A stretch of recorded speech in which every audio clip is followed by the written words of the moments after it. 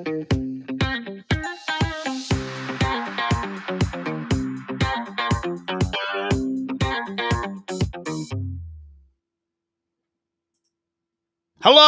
it's Keith Keller in Melbourne, Australia. I think we are live. I'm pushing so many buttons now. I think I'm going to confuse myself, but we are having a lot of fun. We are having a lot of fun. Today, we're going to talk about podcasting. We're going to talk about the 4 different types. There's actually quite a few different types. We're going to talk about the types of problems, strategies, and challenges that we have as podcasters. And I've been doing this since 2008. So I've been around the block a few times. And my friend Natasha, who I've known since 2008, and I think we actually met in a previous life, like we are sisters. She's a sister from another mister. She's going to talk about that as well as her co-host, who is having trouble logging in. So we are having some technical challenges, which is not abnormal for this high-tech stuff. So, Natasha, tell us what you've been doing. You've got a new podcast. Tell us about that first while we're waiting for GoGo to get a signal. Absolutely. It's great to see you again, Keith, and be here with everyone on this Podcasting 101 stream. And just please excuse the dogs barking in the background. I don't have my earpods in. But yeah, we have a new podcast called Morning Motivation with GoGo and Natasha.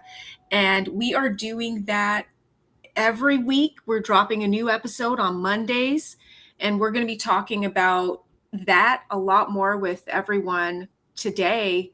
But I'm so excited that we could both be here. It looks like GoGo got in the room. GoGo got in. GoGo got in. GoGo is here. GoGo is here. He's in the room. So, look, this is a format that's not dissimilar to your format. You guys have a bit of a chat each week and you talk about cool things. And I'm just adding visuals. I'm just adding a little bit of sparkle, what we talked about previously as fizz and bubble. I just made that up, fizz and bubble. So I'm just going to work you through a couple of things that we do. This is indeed a show called Podcasting 101. We can have 10 people on stage and innumerable, which is actually a word, innumerable people around the world listening in on Facebook, Instagram, LinkedIn, also YouTube. And we'll talk about how to do that in a minute. We're actually going to talk at great length about GoGo and Natasha's really cool podcast. There's the link there. We'll get Natasha and GoGo to talk about that later. If you do indeed want to ask questions, you can do that on whatever app you're listening to. You could be listening on YouTube. Here is someone listening, I think, as a result of another person's lead. Julia, hello, tuning in from Hollywood. Well, Natasha's in Hollywood too, so you guys should go and have a coffee. Hi, Julia. You should get a coffee, yeah? I'll follow you in a minute, Julia, and find out exactly where you are. Natasha's in Riverside. Is that correct? You're still in Riverside, Natasha? Yep, I'm still over here in the Inland Empire, and GoGo is actually in Hollywood as well. So we're close by. So this is the essence of why I love this show and why I love interactive content. Julia has called in. She may not know you yet, and she may not GoGo yet, but chances are you're probably hanging out with the same people. You probably know the same, the night spots there and the cafes, and you could probably have lunch together and get a selfie like we used to do in 2017. Remember that? Remember that, wow. Natasha? I went to LA in 2017, and you did a little video. Remember? It was so fun. We got to eat at a restaurant, like people who actually live in the same country. Yeah. And so, I live in Melbourne, Australia. We are a million miles away from everything. I actually think Mars is closer than Australia. Like, it's far. It's a far place. Anyway, I've been to LA. I've met my buddies there. This is the podcast that Natasha and GoGo do. We'll talk about how they do that. We're also going to ask a series of questions. If you do have some questions, please ask them, because I can then ask them for you. You can do that on LinkedIn. If you do want to know what's going on with this cool format, I'm using Restream. I've got the URL there. Where is Keith today? We have shows all of the way until the end of April. Like, just how's that for planning ahead? So 3 shows a week until the end of April. Go and have a look and tune into the ones you want. And, I'm here every week. I really should get out more. But anyway, I'm on a roll. So, guys, jump in and tell us about how you do your podcast and what inspired you to do them. And then we'll just run through some questions, and we'll get some questions from the audience as well. What do you think, Natasha? You go first. Ladies first. Well, thank you so much, Keith. And I just want to say hi to everyone that's saying hello in the comments. We used to be able to have reactions and all of that with LinkedIn audio. So that's kind of missing. So if we can't heart your comments and respond to them, just know we are aware and we do see your comments. So keep them coming in that comment section. So yeah, a little bit of background about our podcast, Morning Motivation with Gogo and Natasha. So initially, it was just an idea that popped into my head one day that I thought, Gogo and we have great conversations on the phone all the time. We motivate each other. We get so much great energy from having these conversations. I wonder if other people might enjoy hearing some of the things that we're coming up with just in the moment in these conversations. So I got on the phone and called Gogo and said, "Hey, what do you think about this?" And he said yes. And I've just been grateful ever since, because that has led to this journey that we've been on. And it's been a 2-year journey to getting to this point where we are now distributing our podcast. Well, let's have a chat about this. This is important. One of the questions, I might skip ahead, and I'll come back to this. The biggest question, I did a poll about this. I'll send this to you if you want. Just yell out, DM me, and I'll send you this poll. The number one question that people ask me about podcasting is, Keith, how do I market my podcast? I mean, how am I going to get people to watch it, listen to it, come to the show, come on the show? So you said you're distributing your podcast. Let's start there. Where do you distribute to, and which channel works best for you? I love this question, and I think Gogo would be a great person to talk with about this. So I'm going to pass the baton to Gogo on this. It's for him to hop in and talk about how do we get this podcast out to the people.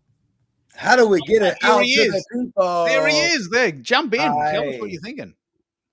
Well, RSS.com has been the godsend for our podcast. That is our hosting site, and that is our distributor. It is a paid platform that we use to distribute to every platform where podcasts are available. And that's how we started. And they have a lot of great features that allow you to get the message out there. And what I love about RSS.com is what they do is they kind of force you to do it in a certain way. Like, okay, you gotta have your cover art. Okay, we need a description. Tell us what the description is. We need a title. All those different things that, of course, you should be adding, but they don't even let you get into the listserv until you've done that. And you can't even be a podcast until you have content already. So we had to put together a trailer to have that out there so that we could start posting when we wanted to. So that's that first platform that we use to distribute. And then we use the social media sites of Instagram, TikTok, LinkedIn, Twitter, or X now. And am I missing some others? And YouTube, of course, to get the message out there. But when it comes to marketing, I will say that it is a grassroots campaign. You start with your inner circle and then you go from there. Yeah. And this is a very, very important question, because in a world where there are, like I coined the phrase, the dangerous dozen, there's at least a dozen platforms. You can't do them all well. Which platforms are working? I would say, for us, well, TikTok and Instagram are our two main platforms that we promote on. And what we were gifted, the producers of our show, which are us, we were gifted a TikTok account that already had some followers, and we repurposed that content, that account for that. So we kind of had a little baseline to start. And then with Instagram, both Natasha and myself, we both have followings on Instagram. And so when we started our brand account, we got people to cross over to get that page started. And it's still in its infancy. It's still a baby. It's not even a year old. It's a baby Instagram, baby TikTok. So they're still finding their legs, figuring it out. But we have been able to garner a lot of attention with paid ads and just promoting through our personal brand sites as well. I love this. It's very important that you say this, because I think it's extremely important to test and measure. Now, people might say, "Oh, you got to be on Instagram, man. It's the coolest thing," but it might not be cool for your audience. Mates of mine, we've been chatting about this today, are saying, "Oh, Discord's a thing." Well, it is. It's great. I love it, but not everyone loves it. Not everyone loves Discord, and I'm having a lot of trouble getting people to try it, even though I personally adore it. So you got to get out of your own way sometimes. Absolutely. So I'm going to run you through some questions, guys, and I want you to answer these as they sort of occur to you, and then we'll bring in people from the audience. We can actually have up to 10 people on stage. This is an incredible format, and thank you guys in the audience for being patient with me about this. I want to give the guys some space to tell their story. We are indeed talking about their brand new podcast, Morning Motivation, and there's the RSS feed there. The first question a lot of people ask about podcasting is, well, how do you record it? I mean, what tech do you use? And let's have a chat about that. What tech do you use to record your podcast? Absolutely. Well, Natasha, you want to start, and then I'll back up. Sure thing. Yeah, so we did our podcast recording on a Zoom account. Well, we actually paid a little bit. Thankfully and gratefully, we have a wonderful support system in our corner, which always helps with making any sort of creative project. Gogo's mom's Zoom Pro account helped us out there, so we used that feature, and it just provided so many different ways of getting the content out there. So I'll let Gogo continue on that, because I'm I'm a little distracted. I'm just going to be honest. I'm like down in the comments. I found how I could respond to everyone on LinkedIn. So I'm in there doing my engagement. So I'm a little scattered. Go ahead, Gogo. Yeah. So we use Zoom to record our podcast, and we both got professional mics. I use a Rode mic, Rode NT1. And it's a XLR mic, and we set that up, set the camera up, and it is virtual because me and Natasha are not in the same physical location, and so we record there. I take the audio from there, put it into Adobe Audition to actually clean it up and make it broadcast ready for the listening ears of the world. So that's how we do our recordings. The Rode NT1 is possibly one of the most famous mics in the world. Yes. Like you've got a good one. Like you've picked the right product there. And I found a picture of one. I'm just going to send that to the screen, just in case you don't know what that means. This is a game-changing mic. They're yes, a couple $100, but they look good. So this is a very important conversation. How do you record your podcast? This is very common. You are not in the same location. Even though you live in the same town, you're probably an hour away in traffic, even though that might only be 5 kilometers. You might be an hour away from each other's houses, and you could get together in a room, but it's much easier to record on Zoom or Riverside. And so you take Zoom, a pro account, which is unlimited. You record it, you get very high quality audio. You then use Adobe Audition, which is what we call a DAW, a digital audio workstation. And then you actually mix it up a bit, and then you send it out Now, what site do you use to send it out? Yeah, so to send out the podcast, yes, that's the RSS. So once we get the audio cleaned up, because I edit the audio in Adobe, and once it's all cleaned up and mastered, then we upload it to RSS, and RSS.com that's who sends it out. So they Okay. send it out to everyone, and we schedule it. So our podcast go, and this is also an important thing with marketing, because I did do a little bit of research.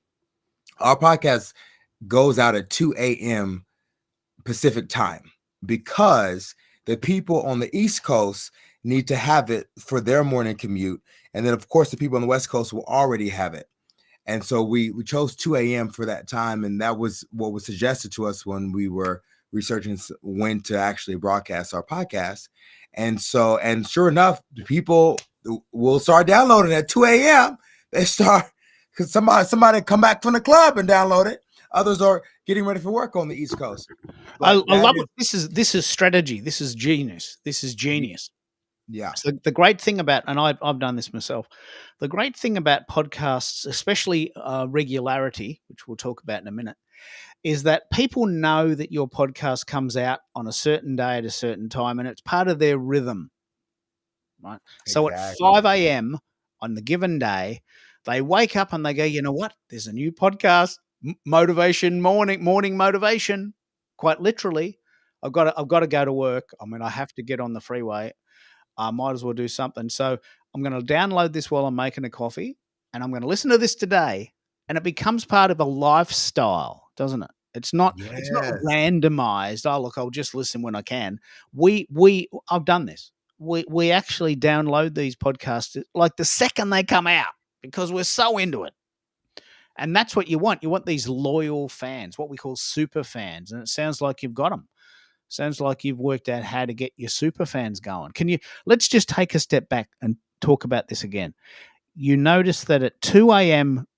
LA time, which is 5 a.m. in New York and Toronto, this is the ideal time to download it, because people on the East Coast get it before they go out to work, and the people in West Coast are 3 hours behind, so they're going to get it when they wake up. This is right. How did you work that out?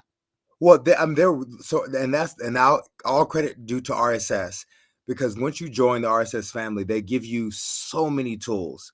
And I started researching on the information that they gave of when is the right time to post your podcast. And of course, our podcast is morning motivation, so it does make sense that we post it in the morning. And that was obviously a thing that we wanted to do. But then they were like, okay, well, this is an ideal time. So the cool thing about doing a podcast is that you don't have to reinvent the wheel. Me and Natasha talked about this, is that there's a wealth of information already out there. And so I just did a little research, and it said 2 a.m. And I was like, okay, that's what we're going to do it. And that's how it came about. And that's 2 a.m. And there are times, I'll be honest with y'all, there are times where, Sunday, Saturday, I'm still editing the episode. Okay. And it's cutting it close, but we always get it out there at 2 a.m. I love this. I'm going to spend a bit of time here. If you don't have a podcast yet, you've just witnessed the brain of a creator. Now, you need to understand this. You just definitely need to understand this. The reason I personally love live shows is I hate editing. I hate it. And I refuse to do it. So my shows are my shows, and that's it. Come or not, I don't care. I'm not editing it. You're not getting a super slicko version. But Gogo has done the opposite. He's working his guts out at 2 a.m. on a Saturday, so that you have this super slick, polished version, so you can do your commute. You are doing a service to humanity, Gogo. Oh, thank you. And I bow to your feet for that, because I've done that. And I tell you what, I'm sick of it. I hate editing. I really hate it. So that's why I love these live shows. And I'm just going to say a few bit. We've got a lot of comments in here. Hello to Sandra Wise. I don't know if we're connected. That's coming in as a paired. Story. We've got quite a lot of comments. I'm just going to go through them as time allows. If you want to DM me, I'll find the links for you later. We were talking about a Rode NT1. I actually want to pick up on this Gogo. Why did you choose that one? It's a great mic, but for those that don't know why that's great, why did you pick it up? Well, I will say that I am a professional voiceover actor, and that was already in my repertoire to use for my studio broadcast stuff that I do outside of the podcast. So I had them. I had it already. I actually have two of them. I actually have three mics because when you're recording, we don't have time for a mic not to work. So I have my main mic. I got a backup. Then I have a backup of the backup.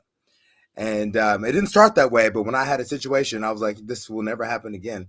But yeah, that's why I chose the Rode mic for my voiceovers. And this is now, exactly why guys and girls say to their spouses, you know what, I need a second guitar. What do you need a second guitar for? I've got mates of mine who have 8 guitars. Right. Well, I need a guitar for acoustic. I need a guitar for solos. And then I've got a second Les Paul because what if I break a string halfway through the solo to High Tour California, and then immediately after that I've got to do Sweet Child of Mine, and I broke a string. I've got to use the Les Paul because the Les Paul has the best sound, so I've got to have 2 of them. This is exactly what you're talking about, Godo. This is not rubbish. This is real life, isn't it? You've got to have a backup. Absolutely. You want to jump in on that, Natasha, or we're ranting now? We're just boys with toys. But I love the rants. What I did want to just come back to, like, talking about the mics, just in case anyone is thinking, well, I'm not quite at that NC Rode. I don't have the exact coordinates of the mic that Gogo just announced, but I have a Samson mic. It was kind of like one of those out of the box mics, and I set it up on a desk stand for the mic. It's quite cute. And then in front of that, I have a blue pop filter.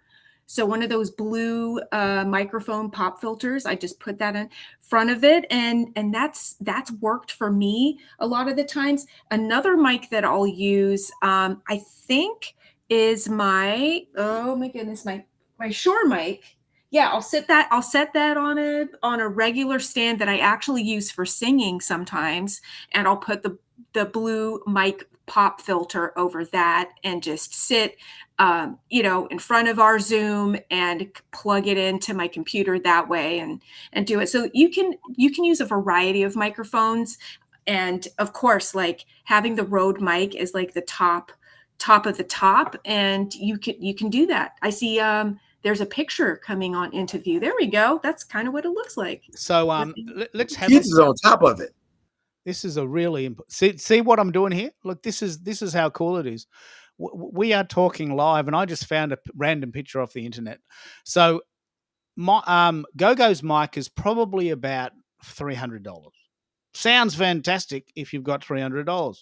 It's very, very, very good. It's very, very cool to drive a Maserati if you've got 100,000. But I don't have my 100,000, and I'm not into cars. I've got a Mazda 3. So the Samson, this is a Samson, Samson. This cost me $100. Right? This is the exact mic that I use right now. This is the mic I'm using. And it's a very good mic, and it's not going to break the bank, because this is podcasting 101. We're talking about the idea of what is it like to have a podcast and how do we do it, and we'll bring in some people to talk about their stories there. Sean, for instance, has a Rode Pod mic, which is a very good mic as well. So this is very important that we're having these discussions. So we've talked about how to record the podcast. We've talked about how to edit the podcast. We've talked about how to market the podcast. We've even talked about how to upload the podcast in RSS. But what I'd really love to know is which sites, based on your stats, are working best for those people that are thinking, you know what, I haven't got time to do all this. I just want to pick one. Is Spotify working better than Apple? Which sites work best? Have you done some stats on that? Where are you getting? Yes, where are you getting? Yeah, we actually have. Actually, if I could hop in for just a minute, I wanted to go back to something with marketing that I feel we didn't get to cover, and that is the podcast cover art.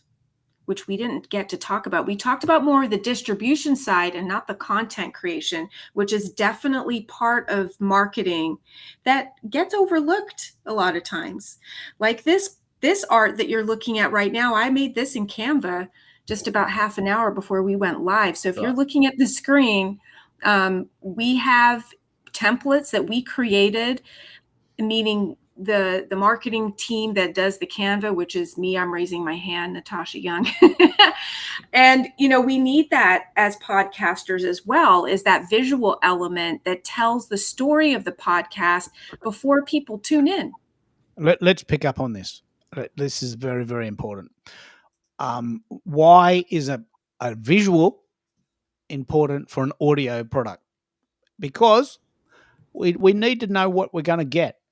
Like, I don't know if you know this scenario, but my friends say, "Oh, go and see this movie. What's it about?" Well, I'm not telling you what it's about because then you won't go. Yeah, but what's in it? What's it about? Well, you got to go to see it. Well, I could get there and think, this is a shit movie. I just wasted a whole night. Cost me $25. I wish I had asked more about what it is. So you've got to give people a little bit of a teaser to say, this is what you're going to get. This is the style of podcast we do. This is the content that we create, and that might suit you. If it doesn't, that's okay, because you can't help everyone.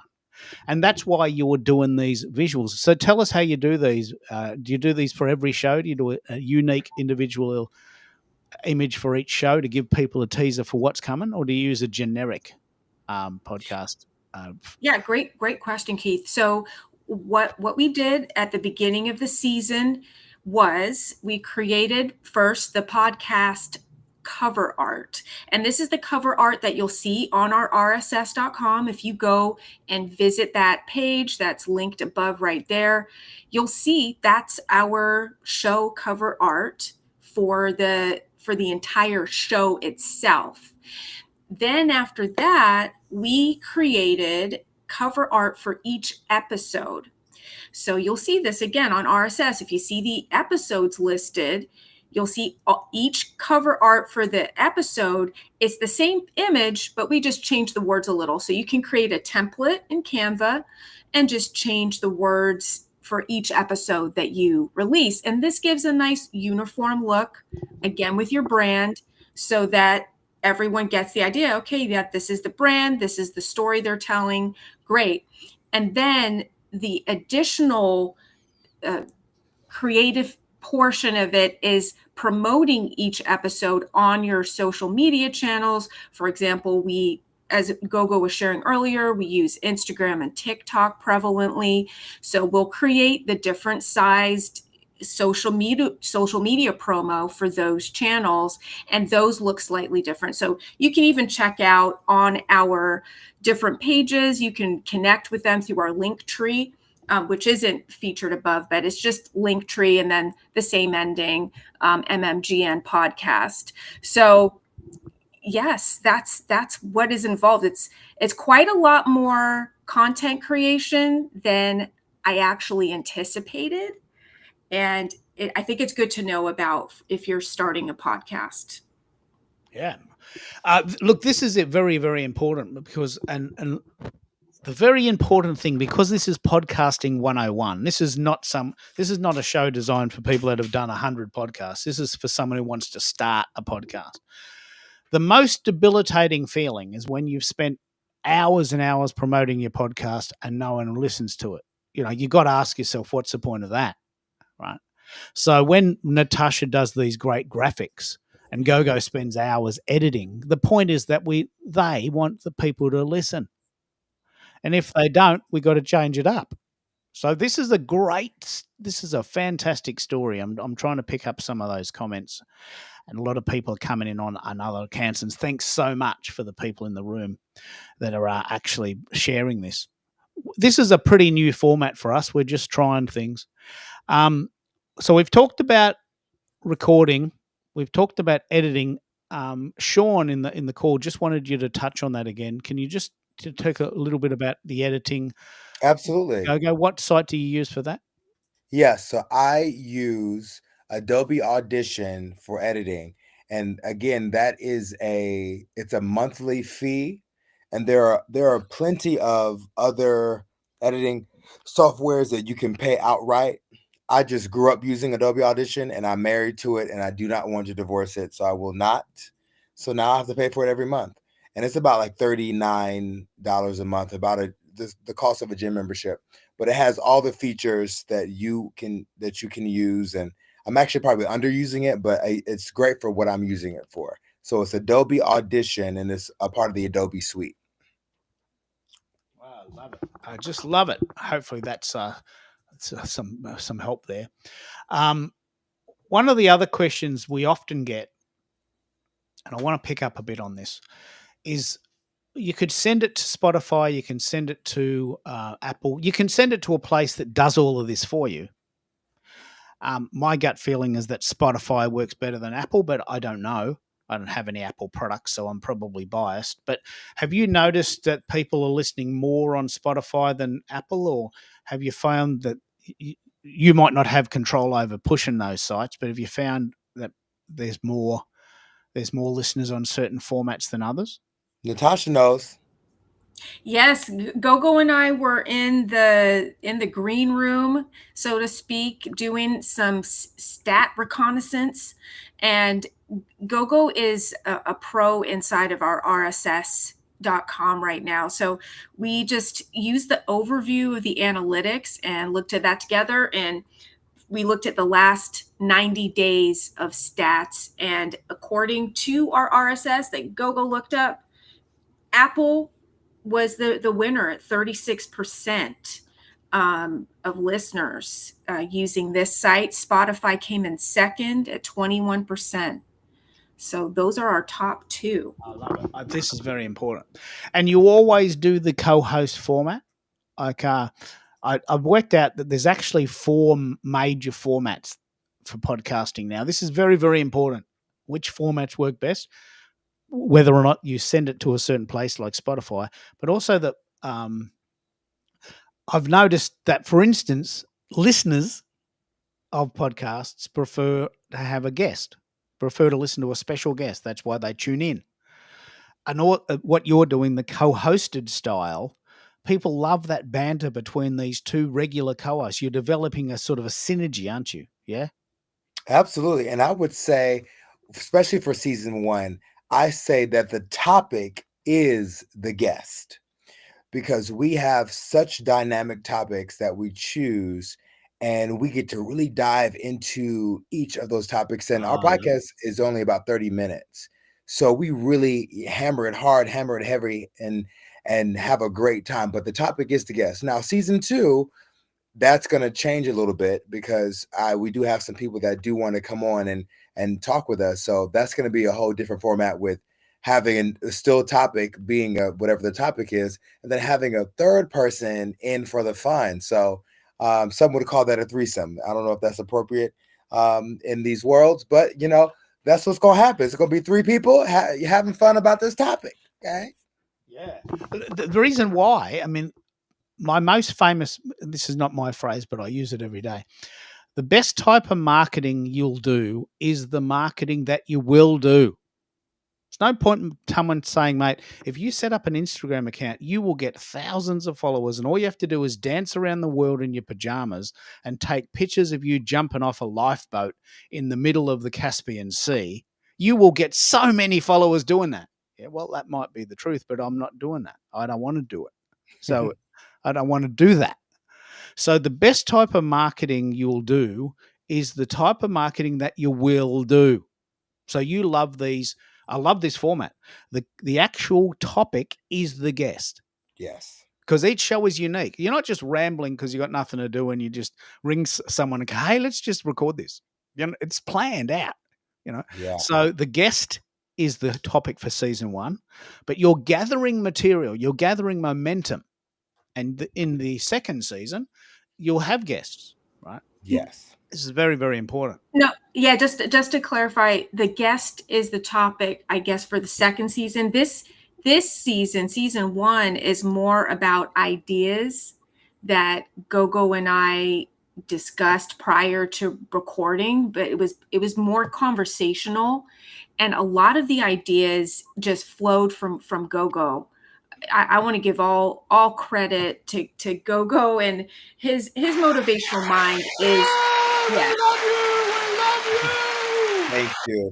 There it is. Standing ovation. Standing ovation. If only I had a GIF feature, I could do a GIF. But can you see what I'm doing here, Natasha? We're having a conversation, but I'm trying to sort of interplay some graphics and some funness. I just made that up. Funness. I use that word I think that's a real word. Funness. The one question we get a lot, and I'd really love to know if you do this, because this is very important. About 25 to 35% of the world love to listen to podcasts. 25 to 35%. But there's also a big chunk of people that don't listen to podcasts, and they actually want the blog post version or the transcript version because they like to read. People like to read. Apparently, they still do that. I don't, but apparently a lot of people still read. So I'm just wondering, do you transcribe your podcasts and turn them into blog posts and do an additional load, or is that just a bit too far just for now?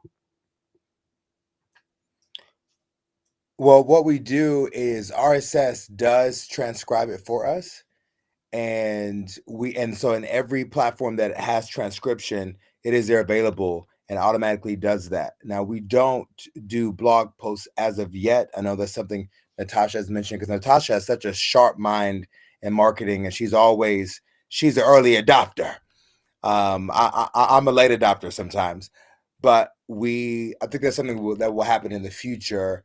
Definitely a written format in the future for those people that like to read. But we do have the transcription available on all the sites that do transcription because RSS does a great job.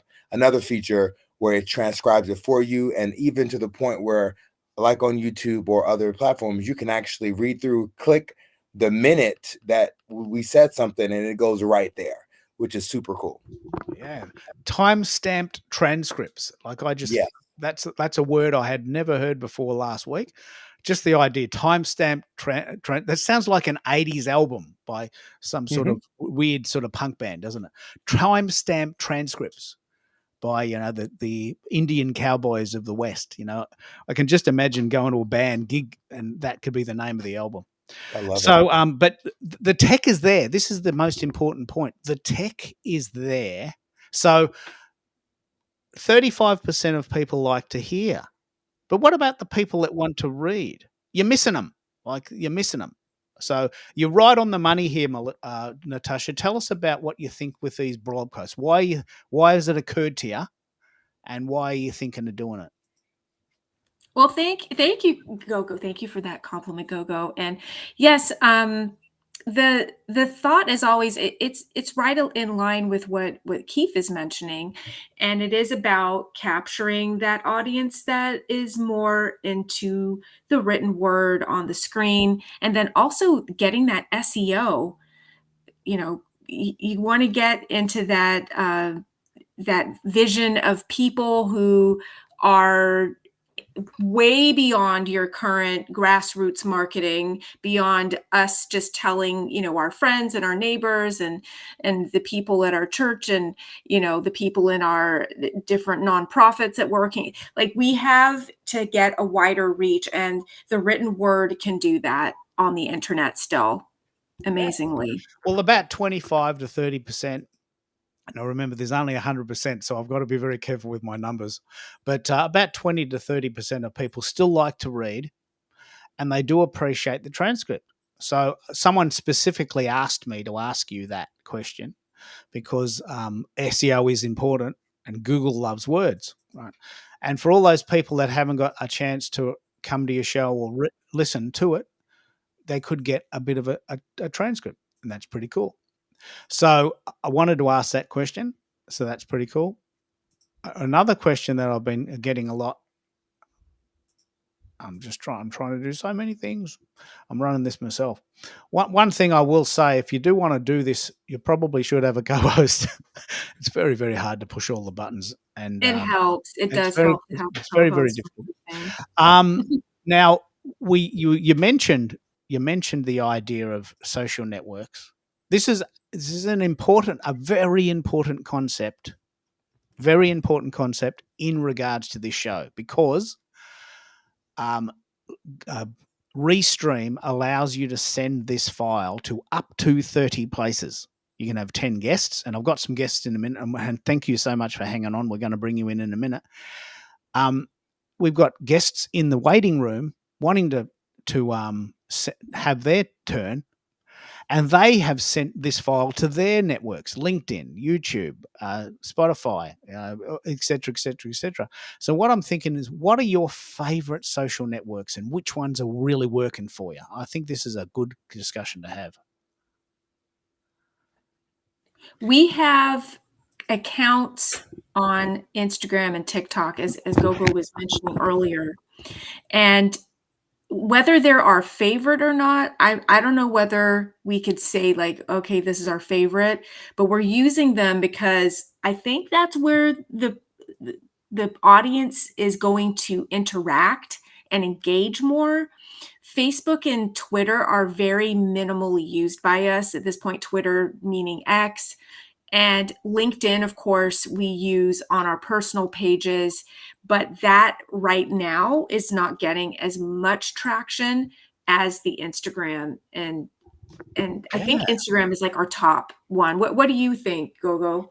Well, yeah, I will say that it's probably, I mean, TikTok, we've had some really cool videos that have gone kind of semi-viral for us on TikTok. So it is, they're neck and neck. But I will say one of the key pieces of what we actually post on our socials come from, it's called Opus Clip. Now, Opus Clip takes the long form of our Zoom video and cuts it up into short form. And it's an AI software that will caption it, and they'll summarize what's happening and what's saying in the video, and we'll use that for the description. And so that's the majority of what you'll see on our social media accounts. So it takes the little hot button topics, moments in our podcast episode, and has it there for us. And that cuts down hours of editing, because for me to go through the actual video and edit it is what Keith said. I'm not going to do that. That's not a part of the bandwidth that GoGo has. And so Opus Clip steps in for us, and we appreciate the Opus Clip. And I love this. This is the reason I do these interactive shows. Like, I learn far more this way than I can ever teach. Like, I'm just a newbie every day. I learn these things. I learn stacks of stuff. And luckily, LinkedIn now has a recording. So if you do want the replay, you can do that. The replay will be available once the show finishes. So that's good. But I can tell you for sure, I'm not editing it. I just do not have time. And there's lazy, and then there's just ridiculous. Right? And I am lazy, but editing takes days of your life. We're never getting those days back. I am not editing videos in this lifetime. I'm just not doing it. One of the questions that a lot of people ask me is, Keith, how do you find inspiration for your shows? And I thought I'd ask you that as well. Where do you get your inspiration for the topics? A lot of people have asked me this one. Such a great question. Well, our podcast is called Morning Motivation with Gogo and Natasha. So we do stay in the mindset, mental health, and wellness portion. That is kind of our niche. And so the topics are actually birthed out of conversations that me and Natasha have had. And then now we've kind of zeroed in on a specific part of those conversations and the format of our podcast, so you guys are aware. So we choose a topic, and Natasha or I, or both of us, will share a personal anecdote that is in alignment with that topic. And from that share, either one or both of us will get what I like to call an aha moment or a flow state moment. And we share the revelation that we've gotten from what was just said. So there's a room for kind of improv taking place, because we don't know what revelation that we're going to get. And it's really cool. So the topics are chosen based off past conversations and different stuff that moves us. Because one of the things that I will say is that we're not looking to talk about something that's popular. We talk about something that moves us. And if it moves us, hopefully it might move you. Yeah. And do you plan ahead? Like, have you got a calendar of events people can go to, or does the podcast come out every Tuesday and people just have to wait for it? Yeah, it comes out every Monday, and you'll know what's coming out based on our promotion and what we do. And this is a little secret that I think it's okay that I share about when we record it. So for season 1, we actually recorded the entire podcast minus the season finale in 2023. So the whole season has already been recorded. Now, we didn't know the order in which we were going to release it, and that we decided later. But that helped us to already have the content already there, because Natasha's working, I'm working. And when you are working and doing other things, you have to figure out what works for your schedule. I know a lot of people, a lot of big podcasters or small ones, they record and produce and release all in the same week. That's not happening over here. Okay.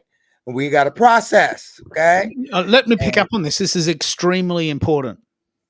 Like what you said there is extremely important. I'm very proud to say that when iTunes was called iTunes, I'm just dating myself right there.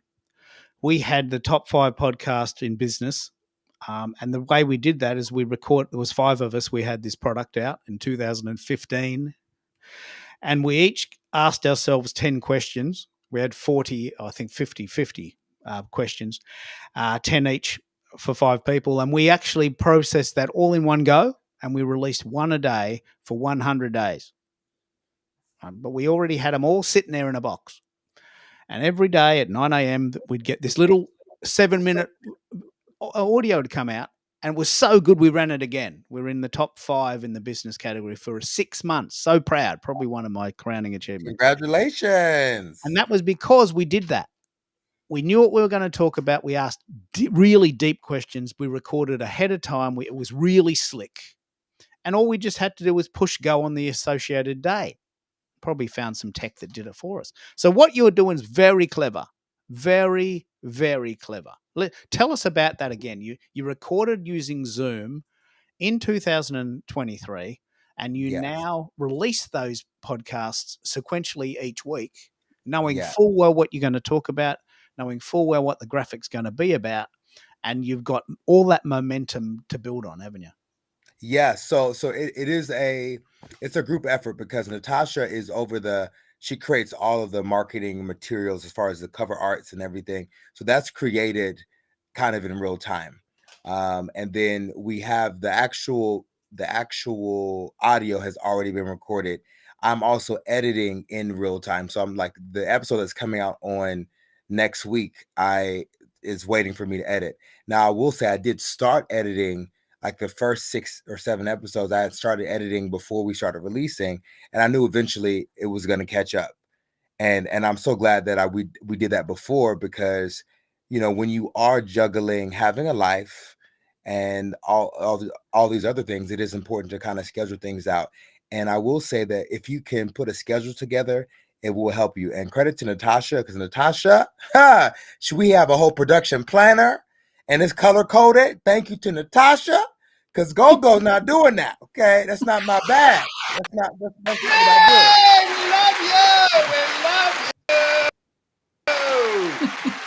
do. You don't know this. You may not know this, but people in general, when they find a podcast, they want to binge.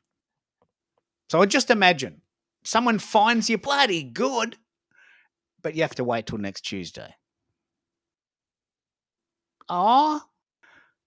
People want to binge. They find a podcast, they want 6 of them. That's the truth. You find a cool show, you want to listen. You're in the zone. Your train takes 45 minutes. Your show goes 15 minutes. They want 3 of them. So the idea of having a podcast that has a few shows in the bag before you push go is so clever, because people who discover your podcast want 2 or 3 in a row. That's just the way we live. We live in a sort of a binge culture now. If you see a show on Netflix, you don't want to watch one. It's Saturday night. Come on, we got a few hours. Let's just grab a few beers and watch a few of them. Get the pizzas in and, just settle in. You're not going to watch one. Absolutely. No, we have. Yeah, I'd love to just add a point to this as well, because and this is more along the podcasting 101 track of things. If you are starting a podcast, I think this is almost a great strategy for you to just, copy paste, because the reason that we did it this way, it wasn't because we were, I want to say, I don't want to give, like, I don't know, I don't want to like down like our strategic, planning and stuff, but I think it was more out of a, what can we realistically handle every week? And at that moment, we were in the flow of getting the content out. We were in that flow of that part of the production. So instead of trying to do multiple parts of the production and post-production and pre-production, we just focused on one element of the podcast. And that was getting the pre-production and the production of it completed fully. And it did. It naturally came to a close. We were like, okay, we've gotten everything out that we're going to get out. And we naturally took a pause, and then we reconvened and decided, okay, this is the next step that we need to work on. But it was very organic. It wasn't like, oh, we're very strategic. We're masterminding this podcast getting out. And, I would love to give us that much credit, but I think it was more of a, let's be realistic about what we can humanly handle with what GoGo described. Very busy schedules. This is what we can do. We live a life, content out. I'm a content creator. I live for this. But I've got a life. My wife's beautiful. I want to go out with her on the weekends. I don't want to be spending my Saturday afternoons editing videos when I could be at the beach. Got to live a life, right? But I also love creating content. I'm not doing it in the middle of the night when I could be sleeping. So the strategy is very important. We're going to talk about this in a minute, and thanks everyone for hanging on. The last question that a few people have asked me to ask is, well, now that you've done this, what are you thinking could be a piece of advice for people wanting to start this? Yeah, my piece of advice, and me and Natasha talked about this before, is don't do it by yourself. Okay? Collaborate, communicate. I would not have done so. As you all know, maybe those that are just popping in, Natasha came to me with this idea of doing this podcast. People had told me that GoGo, you should do a podcast. I said, I have no interest in doing a podcast by myself. As much as I love to hear my voice, I'm good. And when Natasha came to me with this idea, I was like, yes, let's do it. Let's do it together, because I work better in groups and in pairs. Now, there are some people that are the lone wolf, that they're like, I'm gonna do it all by myself, and you can do that. I'm not saying not to, but I'm saying I am not going to give you that piece of advice, because if there would not be Morning Motivation, if there were not GoGo and Natasha, okay, it's in the title. You hear what I'm saying? It's community. And so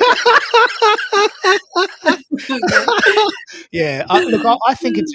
Look, I want to just stop there and give up some people in the audience and in the stage a bit of a chance to ask some questions. The four main types of podcasting available to us now that I know of.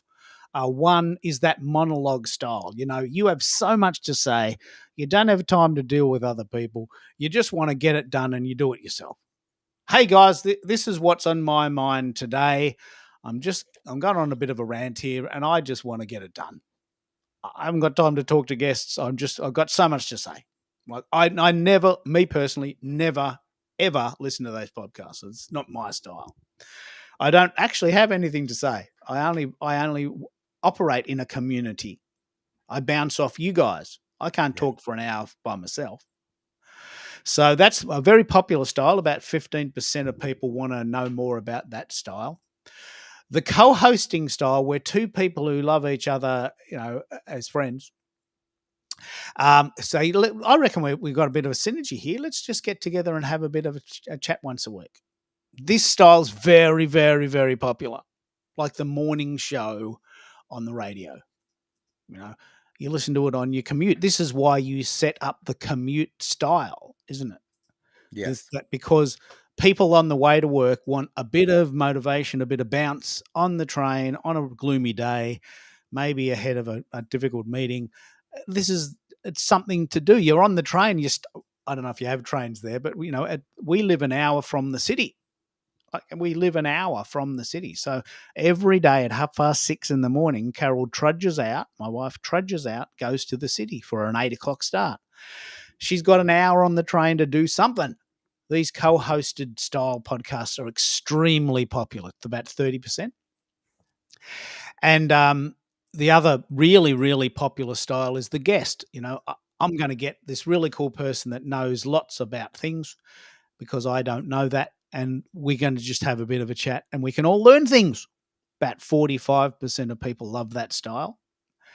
And the other style, which I personally love the most, is this interactive style. Look, a bit like improv. Like let's just banter. We got a bit of an idea, but we got a bit of an idea what we might talk about, but let's just see where it goes. Now, this is a perfect segue, and I want to play a bit of a sound. We've been chatting for an hour. I'll play a bit of a sound, and then I'm going to go into part 2, which is the community feature. If you guys need to go, I won't be offended, but I reckon this is where the fun begins.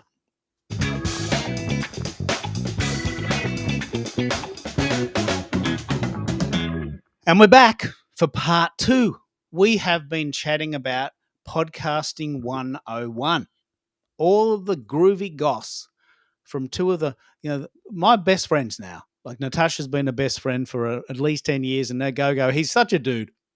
We're talking about Podcasting 101. But why don't we bring in some people from the stage and also some people from around the world who can make comments. So I'll bring in Melissa, my friend Melissa, who was indeed a part of my very early success on Blog Talk Radio. You remember that, don't you, Melissa? You want to Absolutely, I do. Absolutely.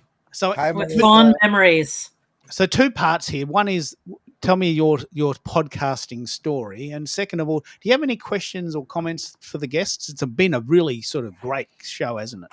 Yes, I'm taking notes on my podcasting story. Well, okay, back in the day, you and I, Keith, were on the vanguard of podcasting because we had Career Blog Talk Radio, and we met on Twitter. And back in the day, we shared another commonality. We were both broadcasters. We were both career counselors. We've had many careers together. And so podcasting was really the precursor, or aftermath, maybe both, of broadcasting, because you and I, we're on the vanguard of podcasting. We did a show in 2008. Okay, 2008. Yes. Okay.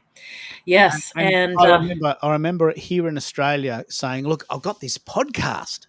Yes. And the biggest question was, "Mate, what is a podcast?" Absolutely. What are you doing that for?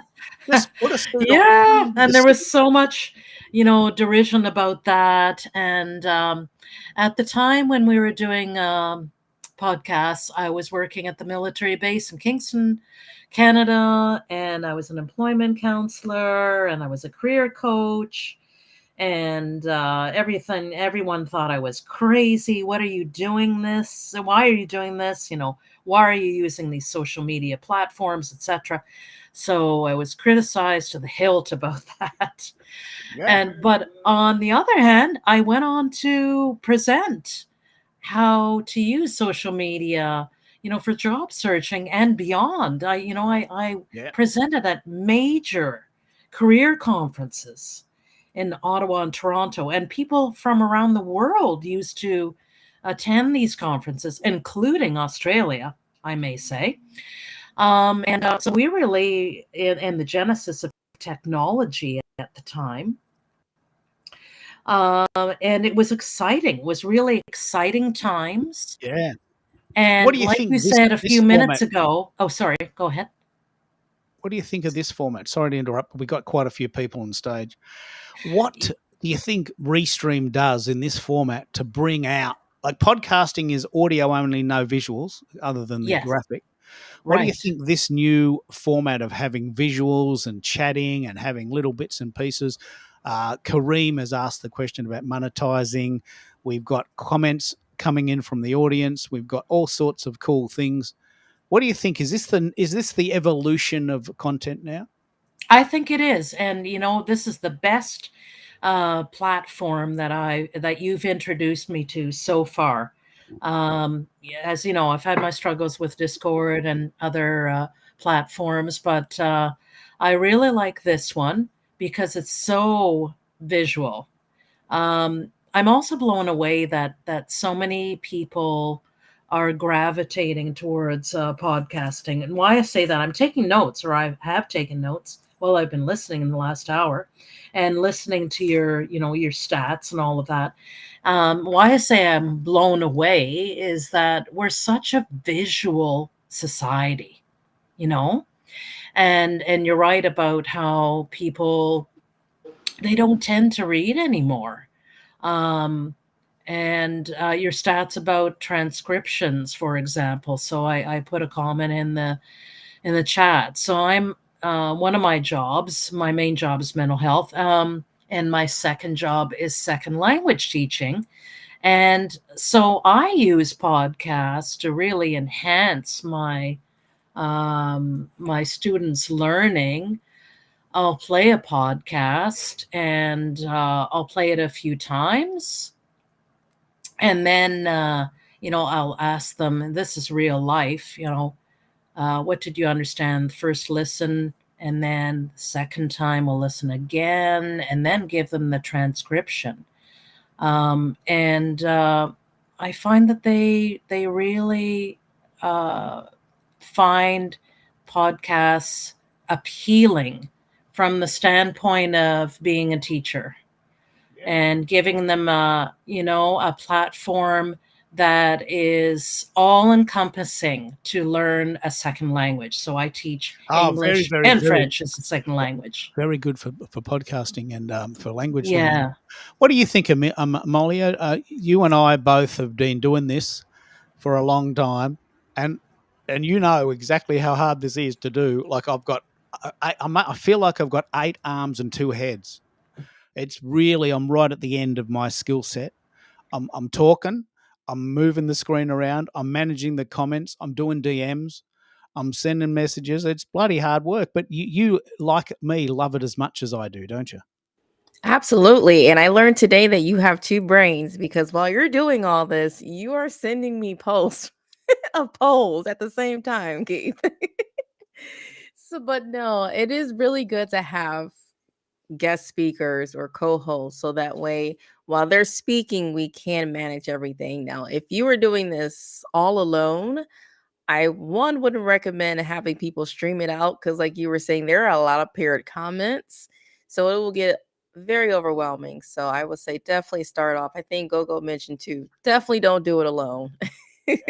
Very good. Do you have any comments on the content we've talked about so far? Any additional ideas and or questions for Natasha or Gogo? Absolutely. So for me, I'm like you. I like the interaction, and I've done the editing, but I love live events. I call mine live audio podcasts because people are expecting the rawness of it. So I usually just do the restream, and then I just download the audio only portion of it. It does allow you to do that in restream, and then I upload it to any hosting site. I probably put it in Canva, maybe add like a few tweaks, but I don't go full throttle with the editing. And then allow because I use, oh goodness, Captivate. I use Captivate as my hosting, and then it will send it to Spotify, Apple, Amazon. But with the live events, I do not have to do much editing. I just ship my event off and let everyone enjoy it.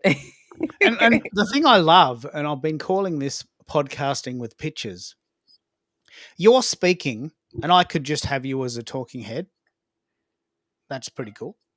But I've Absolutely. just found a graphic that we did a couple of weeks ago, and that gives you the kudos. There's your audio this is really important, guys. Like Amolia has a group dedicated to audio learning. Like this is a group. Tell us about that because it's just a thumper, isn't it?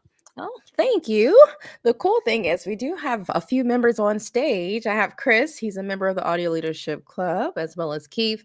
So the Audio Leadership Club, I made it when LinkedIn audio events kind of went away with audio rooms, and I wanted a safe space for those that do speaking engagements, that likes to podcast, and that's like doing events right now, to not just learn how to do them, but have a community, a safe space to test out different things. Like today, we're backstage streaming to all of our platforms, but our community comes together to do this, to kind of push out that visibility and collaborate.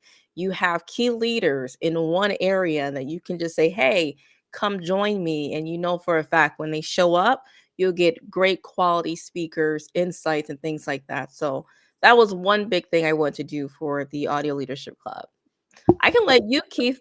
I love your insight, and Chris, your insight too, because you guys are a part of it. Let's bring Chris in. This is important. So one of the things I wanted to do is my job. I only have one job, and that is that I test things.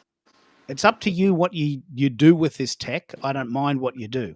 But my job is to test all the tech. And Melissa said, look, of the sites we've tried, this is the one I like the most. We've tried Discord, we've tried GoBrunch, we've tried EVMux, and this one is my favorite.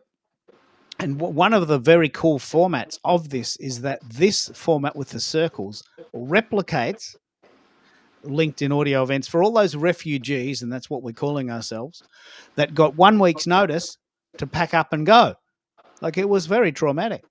And so we've been working our way through all the different alternatives. I think this one's the best one, Restream.io. I'm using the paid version, but there is a very robust free version. What do you think, Chris? We've tried a lot of these. You are like me, have probably decided that this one is the right one for us. Would you agree? Yeah, agree 100%. This is by far, especially after testing out EVMux with you yesterday, by far the best one. It's just so intuitive, professional looking, with the comment scroller on the side up as well now that I can see what the audience is saying and doing. It is far and away the best tool that's out there right now for what we're trying to do. And to answer what Amalia said and talk about what we're doing here, the amount of people that popped in that I noticed from my restream who are restreaming from my restream just shows the power of this technology overall. We're on God knows how many streams, on how many computer screens, on how many podcasts, on how many YouTube channels going right now. This is awesome. Like, I mean, Keith, may I say something? Please, please. I'm looking at the screen and it really looks retro. I'm looking at the circles and it looks like 45s. I'm dating myself, but it looks retro and it's cool.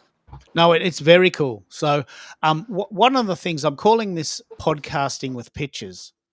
And we've said that people love video. Well, this is a chance to see a video for those people that love video. And hello, Stuart, jump in if you want. I'll send you a link. I'd love to hear your thoughts on this. We are trying this new tech because there are so many ways to get the word out. And there are 1 billion people on LinkedIn. 1 billion. Right? Now, how are we going to stand out and amongst all of this turmoil? So my job is to trial these cool tech. We tried some cool tech yesterday. It wasn't that cool. It was a bit daggy. And I probably won't use it again. And there's a recording of that on my feed if you want to listen to it, but it wasn't that good. By comparison, Restream is just off the charts good. And the only reason I know that is because I'm trying all these different things. Has this been very helpful, Gogo and Natasha? I want to bring it back and then we'll bring some more people in from the stage.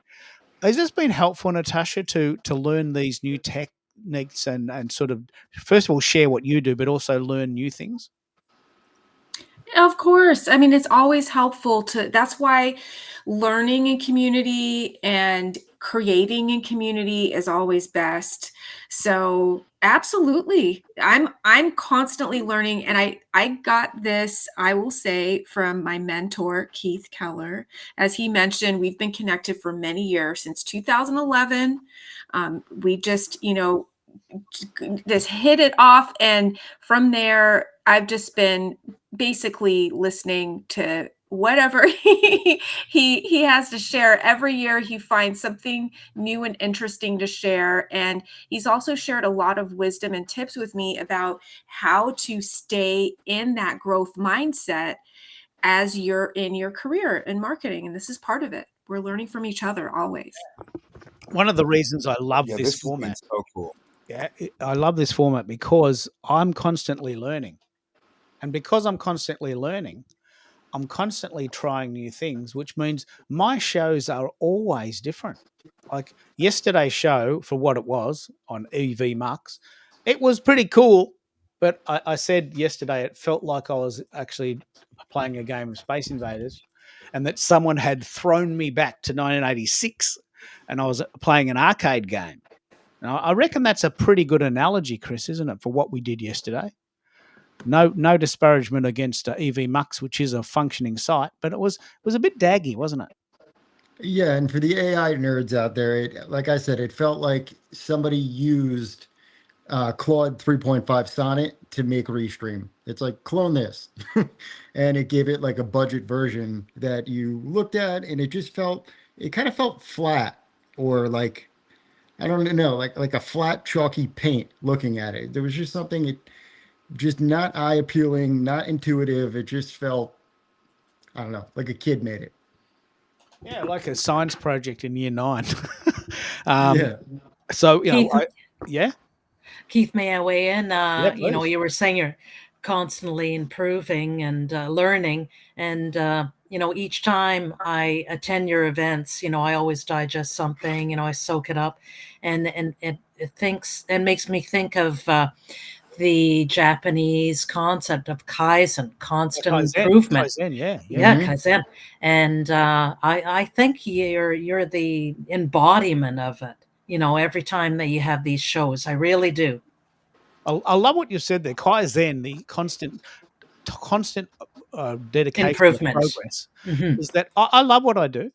And I'm just letting you know, I'm putting it out there. I'm going to get really, really, really good at Restream. Like I'm just going to be the dude.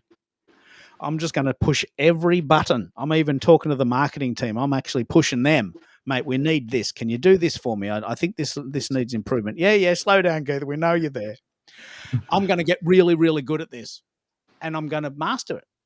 And you know that I will because I have. I've been doing this since 2006. And then I'll try new things, and I'll gradually bring the new ideas in.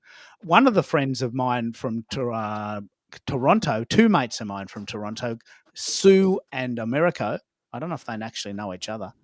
I'm going to go ladies first. Sue, what do you think of this stuff? What do you think of this idea of let's just bring Sue in there. Sue, what do you think of this? This is great technology. Very, very cool. What do you think of it? Absolutely amazing.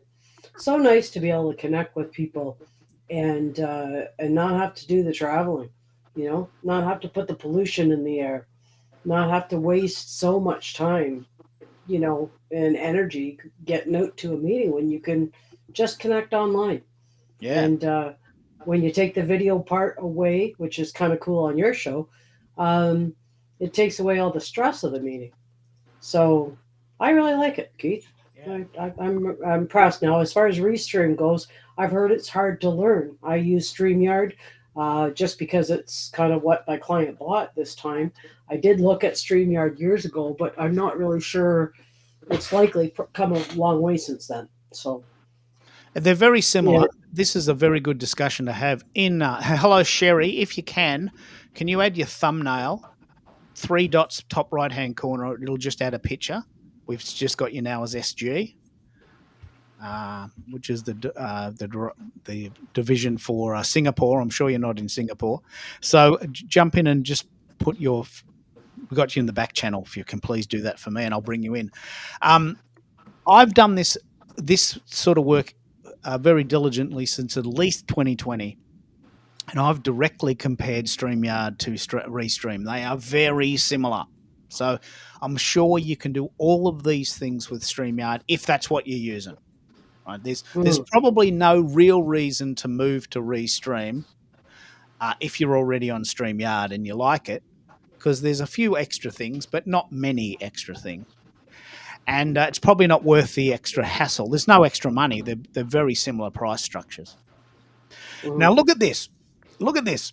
Stuart, if you could add your thumbnail, that'd be lovely. It just adds a little bit of a really cool graphic. Top right-hand corner, 3 dots. Look at your hard drive. Get an image that you're happy to share. We've got 9 dots on a screen, and I'll put myself in the middle. This is a podcast with pictures. There will be a replay if you want to listen to this later. I'll go in for Sherry now. Keith, I can tell you this was far easier to join Restream than the other platforms you had. And so I must confess, I came on about an hour before your show and I set it up and I chose Facebook. And it was very, very fluid in how I could join, and that was great. I really appreciated that. No fuss, no muss. What I love about what you said there, this is actually really important, guys. We probably don't realize just how important this is. Melissa has been with me for a long time, and she's very, very diligent in the sense that she trusts me and tries these things. And we have so many discussions about, I can't get this to work on my phone. Discord won't work. I can't hear you. You can't hear me. What's going on? But I keep trying. But this is not happening here. Don't give up. Don't give up. Never give up. This one here has worked well, hasn't it? Yes, very much so. Yeah, I found Discord very cumbersome, as you know. Unfortunately, I wasn't able to try your platform yesterday. But yes, this is very fluid, pretty user-friendly tonight, and I'm a Restream virgin. I've never tried it before, so I really like it. At the end of the day, this is the most important part. At the end of the day, we're having a conversation. We don't want to spend half of the show saying, oh, look, if you push the button right at the corner, your mic will work, and then you can reboot and then go into a quiet room and find a cow in a field, Absolutely. Look for a telephone tower and go up to the hill. Look, I'm exaggerating to make a point because some people just cannot use the tech. We don't want the tech to get in the way. Right. We don't want the tech to be a problem. What do you think, America? You and I are doing a lot of work here. This one's probably the best of the bunch, isn't it? Hey, you've heard me say, be seen, be heard, be remembered. And let me tell you, I'm reading the comments, I'm reading the sentiment, and people are loving this, as am I. And you and I have been working on this, as you mentioned, for a few months now. And I can't begin to tell you how much I've learned and how much I've stepped away from the keyboard. And this is starting to become mainstream content for me. I get to repurpose it. I get to, I'm still in the editing wheelhouse until I get frustrated. But I'm new to the whole editing piece. I'm just ecstatic with what we can do with it, how far of a reach this is getting. And I can't speak highly enough. I love what you just earmarked as podcasts with pictures. And this is absolutely what it is. It's podcasts with pictures, and anyone who does not have live or audio as part of their content strategy, it's time to give it a whirl, give it a shot. You'd be surprised. Over time, these audio pieces of content will outlast any written content, even with SEO. And you did keywords some stats on that, didn't you? You want to jump in and tell me that? You did some stats on the idea of the different types of content. We've talked about that today. The different types of content and what people actually want, yeah? Yeah, I don't have the actual stats in front of me, but I can speak to it. I started poking around and doing some research in terms of how how content is consumed, and it shouldn't be any surprise to us that people consume content in different formats. Video by far is getting a lot of push, a lot of attention, but not everyone will sit and want to listen to this for an hour. So what do you do with that? How do you optimize? How do you make the best use of this? And it could be transcriptions. It could be creating shorts. But right now, leading the pack is video content, and making sure. And I know I've been guilty of it. My captions. I can't stress enough how important it is, because there are people who, even though it might be a diminishing or decreasing number of people who want to read, they still find themselves in places commuting where audio and listening out loud isn't ideal. So if you want to optimize the viewer experience and continue riding the wave that video and audio offers, make sure you have those captions on so that you can keep your audience engaged and coming back. I'm just amazed. And hello, Royce. We've connected now, and I'd love to hear your thoughts. Royce is a person who is in the radio business, and I would love to hear his thoughts and his voice on what this could be. I'm just a guy in Melbourne, Australia. I've got a mic in the back of my house. I'm just a guy. But here I am. I'm in Melbourne, Australia, and we've got people all over the world: Philippines, Jamaica, Canada, Costa Rica, the US, New Zealand. The whole world is available now. There's 1 billion people on LinkedIn, 1 billion people. Right. So I'd love to hear your thoughts, Royce, and we have room on the stage if you'd like to come up. What I want to talk about is this idea of multi-streaming. And I'm going to bring Sherry in to talk about that in a minute too. I do this show on Restream in my house in Melbourne, a couple of times a week, and I use the tech, and it's good. But here's what happened today. 9 other people said, mate, I'll come. I'll help you. And they've streamed that to LinkedIn, to YouTube, to Facebook, to Instagram, to TikTok, to Snapchat, and soon to be Blue Sky. Now, I don't even know if we can calculate how many people are seeing this. I don't even know if we can calculate that. It's not the Super Bowl, but you know what? We could be reaching billions. I mean, what do you think? Let's just have this discussion about the potential for multi-streaming. I'll start with you, Sherry, because you're in New Zealand. What do you think of this idea? Have you tried Restream as part of your structure? You're in Auckland, New Zealand. You travel the world. You do these concerts. Do you think this is going to become part of your strategy now? Yeah, I'm definitely interested more and more doing things online, because the festivals I've been doing, except for the very first one in 2019, have all been online, and it's just so much easier for people to join at their own time zone. Well, I would try and accommodate, but they're at their own homes. It's just so much much easier than traveling the world together in one place. And I like the way that, potentially the content is reaching a lot of people, because in one of my concerts, I actually reached, I think 15.4 thousand people actually in one concert. So I think that's just, there's so much more potential online, doing things online. Yeah.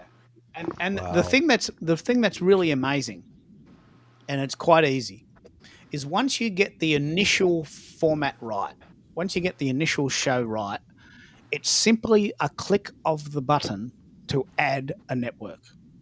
Now, the way that Restream works, and I said this recently, if Restream opened a Melbourne office, I would go and work there. Like, I'm so into this site. I don't work for them. I don't.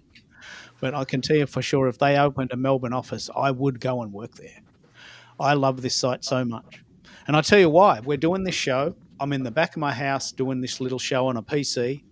And with a click of a button, 9 other people are sending this to their people. Now, I don't even know if we can calculate how much that is, I don't think there's a mechanism for that, but it's innumerable. Right? And then eventually they'll see the replay, and we might do some editing.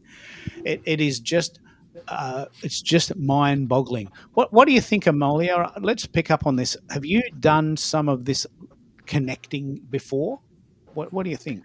Is this idea of connecting the dots new to you? You know, I have with some of my guest speakers streaming, but not to this magnitude. This is exciting. The fact that I just saw your badge that you reached 100 live messages from all of our paired stream is super cool. That's what that was about, was it? 100. We've hit 100 messages, yeah. From all of our streams, you have 100 live messages total so far. Yeah. So I have round figures, 20,000 followers. Say everyone who actually has this connected to their LinkedIn then goes to a collective group. 100 of those have said, you know what, I'm enjoying this. Cheers from wherever I live. There's Sam in Virginia. We're all having fun talking around the world. Now, one thing I love, and you'll notice this periodically as the show progresses, is I love a concept I call the Keithy. And that is that friends of mine, like, for instance, Sue and Americo, both live in Toronto. Now, I don't know if you know each other or have met, but when you meet, I want a photo. I want a photo of you guys having a coffee at St. Lawrence Market. Or, you know, have you guys indeed met Sue? Am I putting words in your mouth? I mean, what are you thinking? I've never, I haven't, I go down to St. Lawrence Market, but no, I don't know America. It's a big city, Keith. It's my hometown, Toronto. Yeah, I must admit that's pretty funny. Someone said to me, "Oh, Keith, you live in Australia. Do you know my mate? He lives in Perth." Oh, you know, 1 in 25 million chance that I might meet him. It's a long way away. There's a Perth, Ontario. I know there is. So it is. You are exactly right. You are exactly right. So you haven't yet witnessed Americo's brilliance. But do you see the point? Do you see the point that here's a guy, a random guy in Melbourne, Australia, introducing two people that live in the same town, a big town, that haven't yet met. You may never have met. And if you do meet, it'll be directly related to this call. Now, don't you think that's profound? That's the power. Don't you think that's very profound? Yeah, you're putting it out there, laws of attraction. What do you think, Americo? Where are you? You don't have to tell me where you are, but are you up for that idea of getting a Keithy? Yeah, I grew up in Toronto. I'm currently in Vaughan, which is just north of Toronto, but the Greater Toronto area. To give you context, Keith, there's over 3 million people living in Canada or in Toronto, like GTA. So it's like huge. Maybe more, Yeah. Sue. Yeah. Just to give you some context there, Melbourne, Australia is bigger than Singapore. The actual geography of Australia is 100 kilometres by 100 kilometres. Melbourne, Australia is 10,000 kilometres square. We have a population of 5 million people. So even if you said, oh, look, I've got a mate of mine in Melbourne, you must know him. I mean, he's in Melbourne. Of all the places in the world, you must know him because he lives in Melbourne. He's probably up the road, right? Well, he might be as far as 200 kilometres away because I'm right at the end of the 100 kilometres, right down in the Mornington Peninsula, and it would take me an hour and a half in heavy traffic to get to the other side. Right? True story. Takes me 90 minutes and $150 to get to the airport. That's just how far it is. So I get you, Sue. But if you do actually indeed meet, I'd love for you to get a selfie and to have a coffee. And this is what I do. I put people together. We learn stuff. I'm just one guy in Melbourne, Australia, but I'm sort of talking to the world. It's pretty exciting, I reckon. Well, you're a connector, Keith. Yeah, we just me and Americo just connected on LinkedIn. So we're at least we're following each other that way anyway. So I want to bring Royce in. Royce just connected with me like 2 minutes ago. We haven't yet met. But what do you think, Royce, as a guy in radio, What does this mean to content now in the 2020s?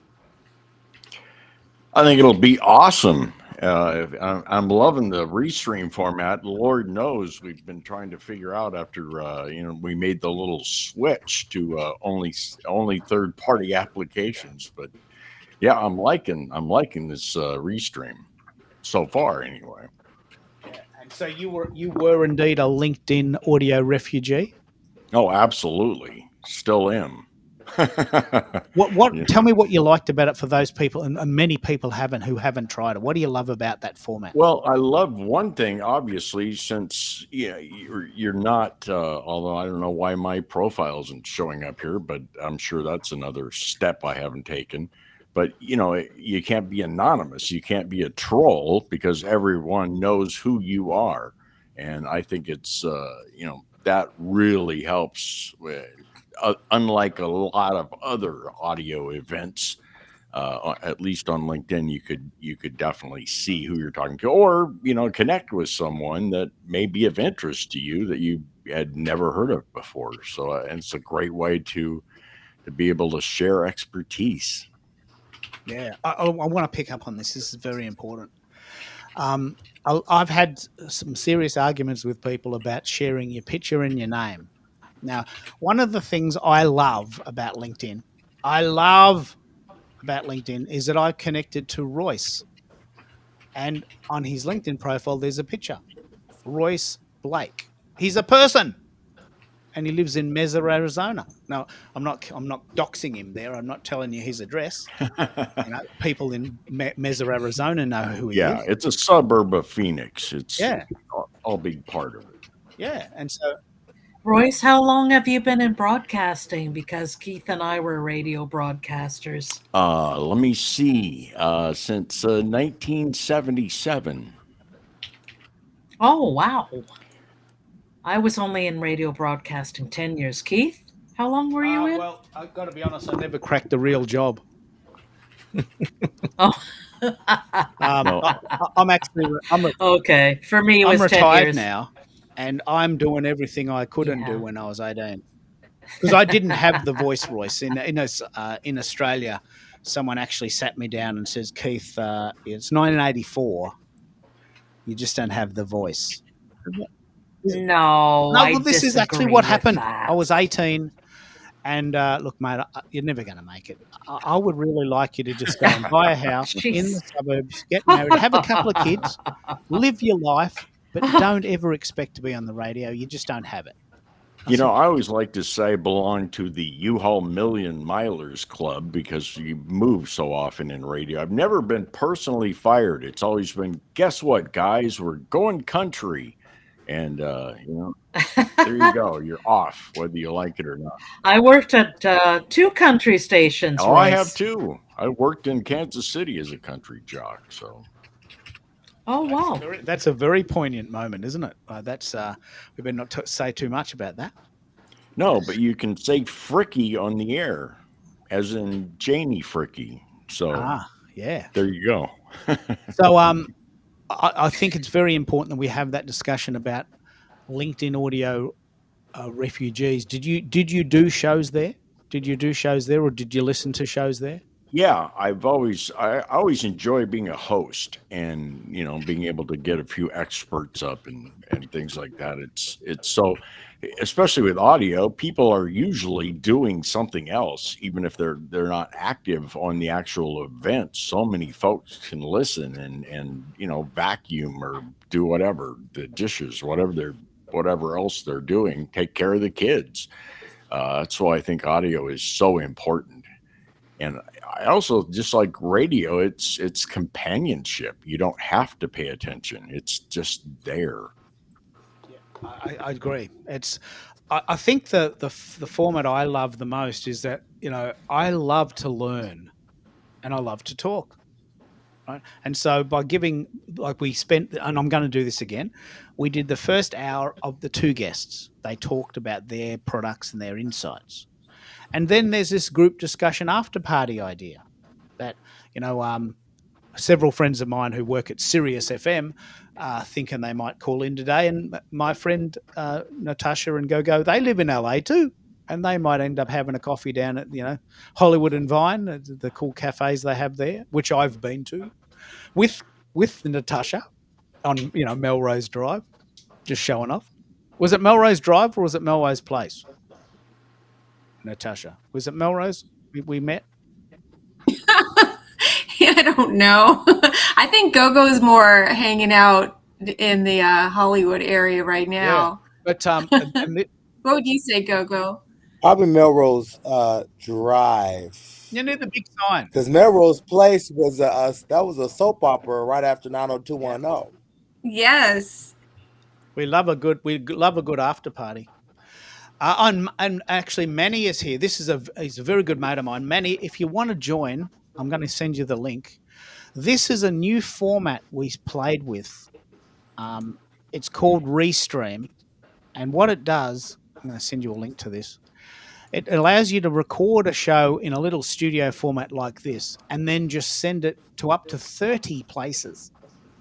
Now, I don't know how we're going to calculate exactly how many people have been viewing this, but we've got people from the US, Canada, the Philippines, Australia, New Zealand, Costa Rica, Mexico, all in the call. Like, this is just genius, right?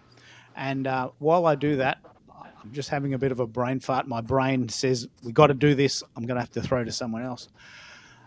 Amalia, can you talk about your audio club and how this is really changing the game of how we create content? Would you mind telling us a bit about that and how people can join it? Absolutely. And just to talk about how we're changing the game, actually live events are taking over. I would just say, like, I shouldn't say old fashioned, but I love the pre-recorded podcast, but I feel like people are gravitating towards having that live interaction, those conversations on stage. Oh, am I echoing? Let me click out. You might have. No, you're not. You're not. You might have an echo there. Oh, okay. I don't know. My apologies. Yeah, for some reason, because I'm streaming, it sounded like I was echoing for a minute. But just to have this collaboration and people to join and support, I feel like community matters. And community is becoming the most important thing now when it comes to podcasting and these live events, and to be able to have a safe space to test and to have reliable and supportive community, because there's nothing like joining community and there's no support. So the Audio Leadership Club is definitely a safe space for speakers, podcasters, people that want to do live events, to where we come together, learn from one another, join each other event, and support one another by doing today. Like, we're streaming. We got a new badge today for Keith. Keith got 100 messages. We probably overwhelmed Keith today, but it's just a support. Look, it's not bad. Normally, on a good day, I can't chew gum and walk at the same time. But here I am. I'm talking into a microphone. I'm looking at a big PC screen. I'm looking at the chat. I'm DMing people on LinkedIn. My brain is like in overdrive. I'm having a great time. Like, I'm not complaining. But look at this.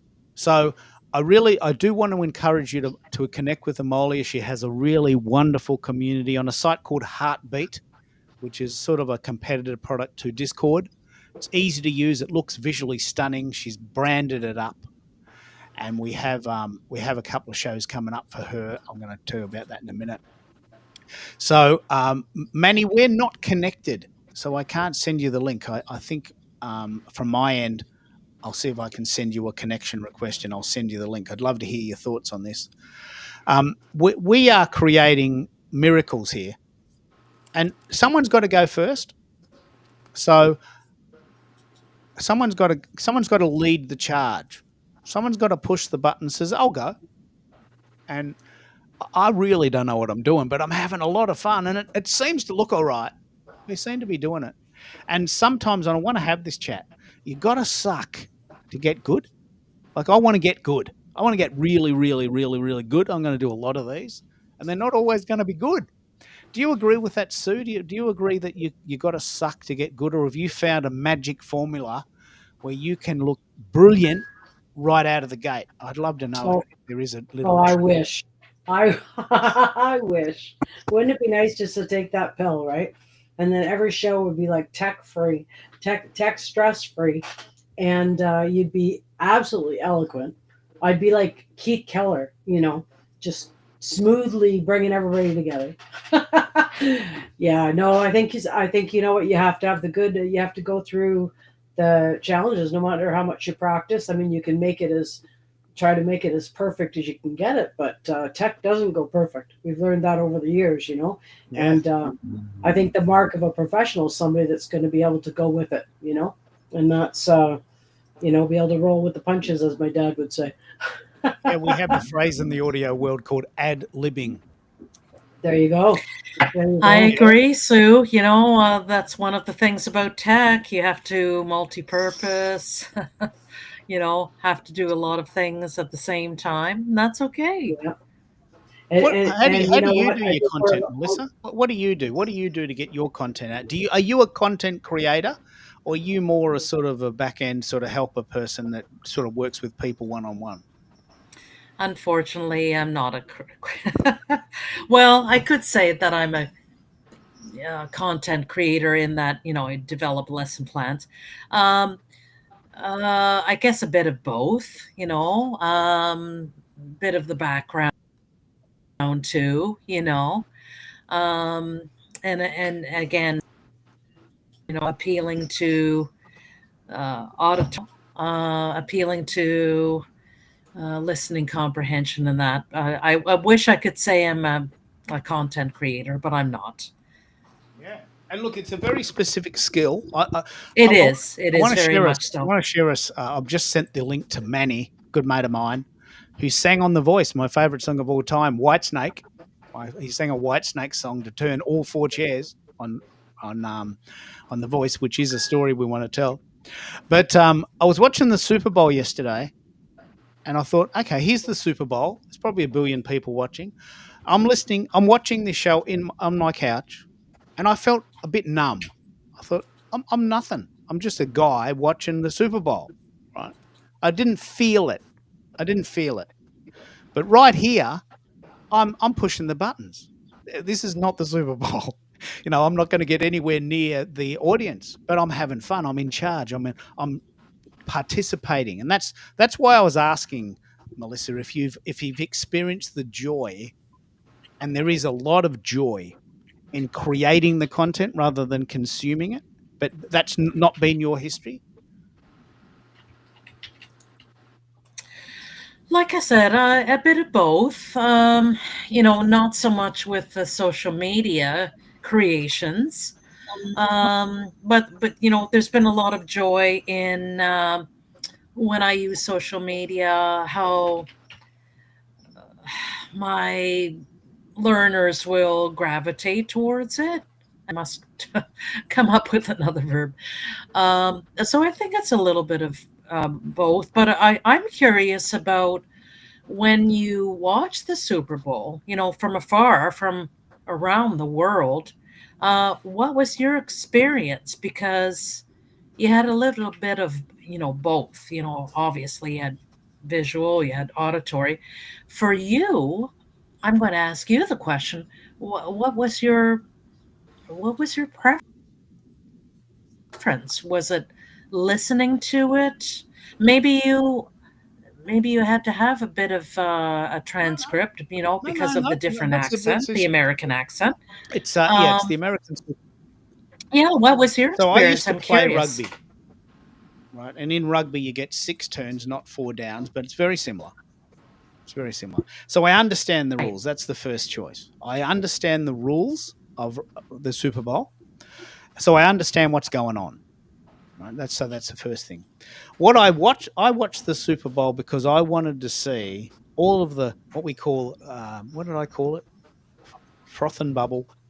I wanted to see all fizzle and bubble. I think fizz and bubble. Beginning of the show. I wanted to see all the fizz and bubble.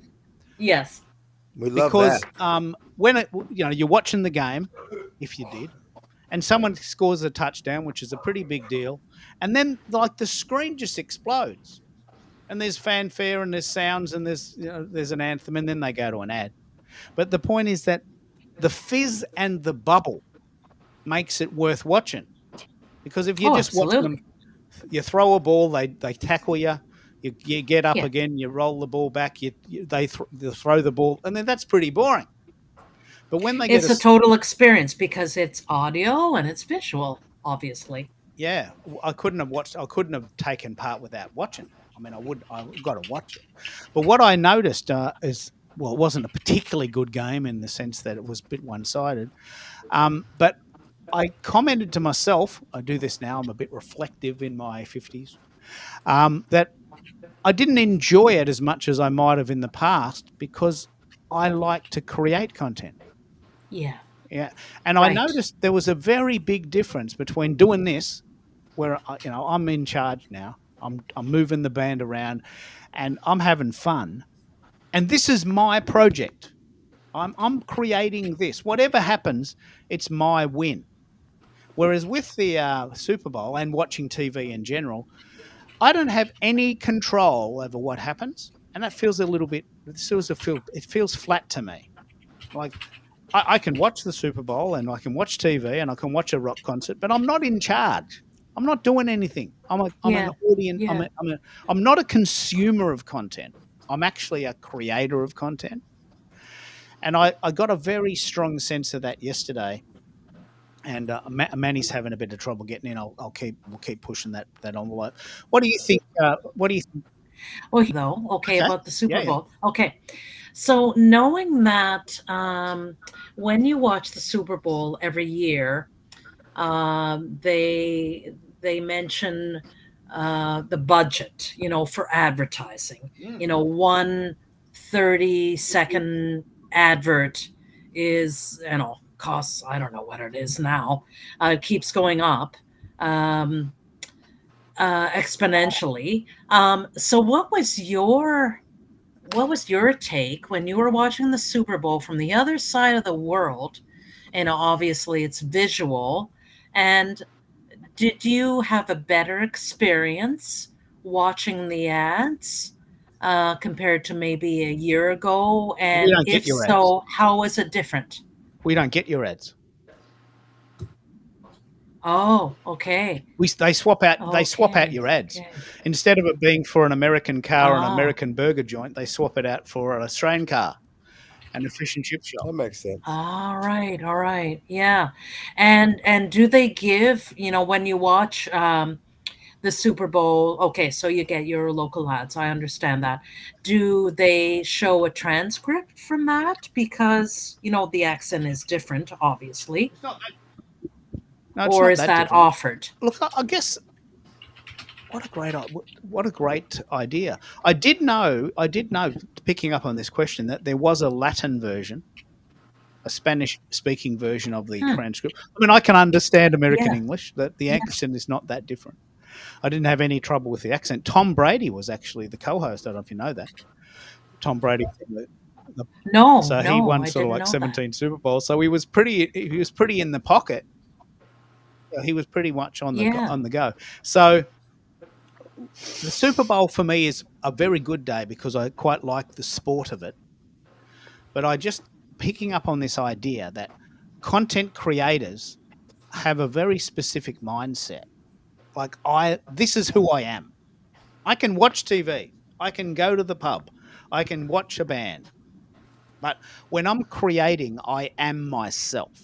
I feel alive. Yeah, and the same can be said for all of these ads that are created months in advance for the Super Bowl because that's the biggest sporting event in the world.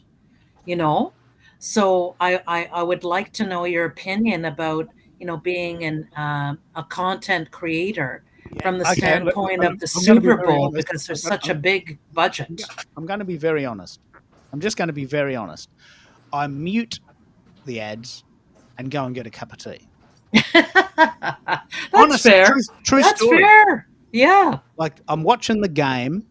When the ads come on, I leave the room. Mm-hmm. True story.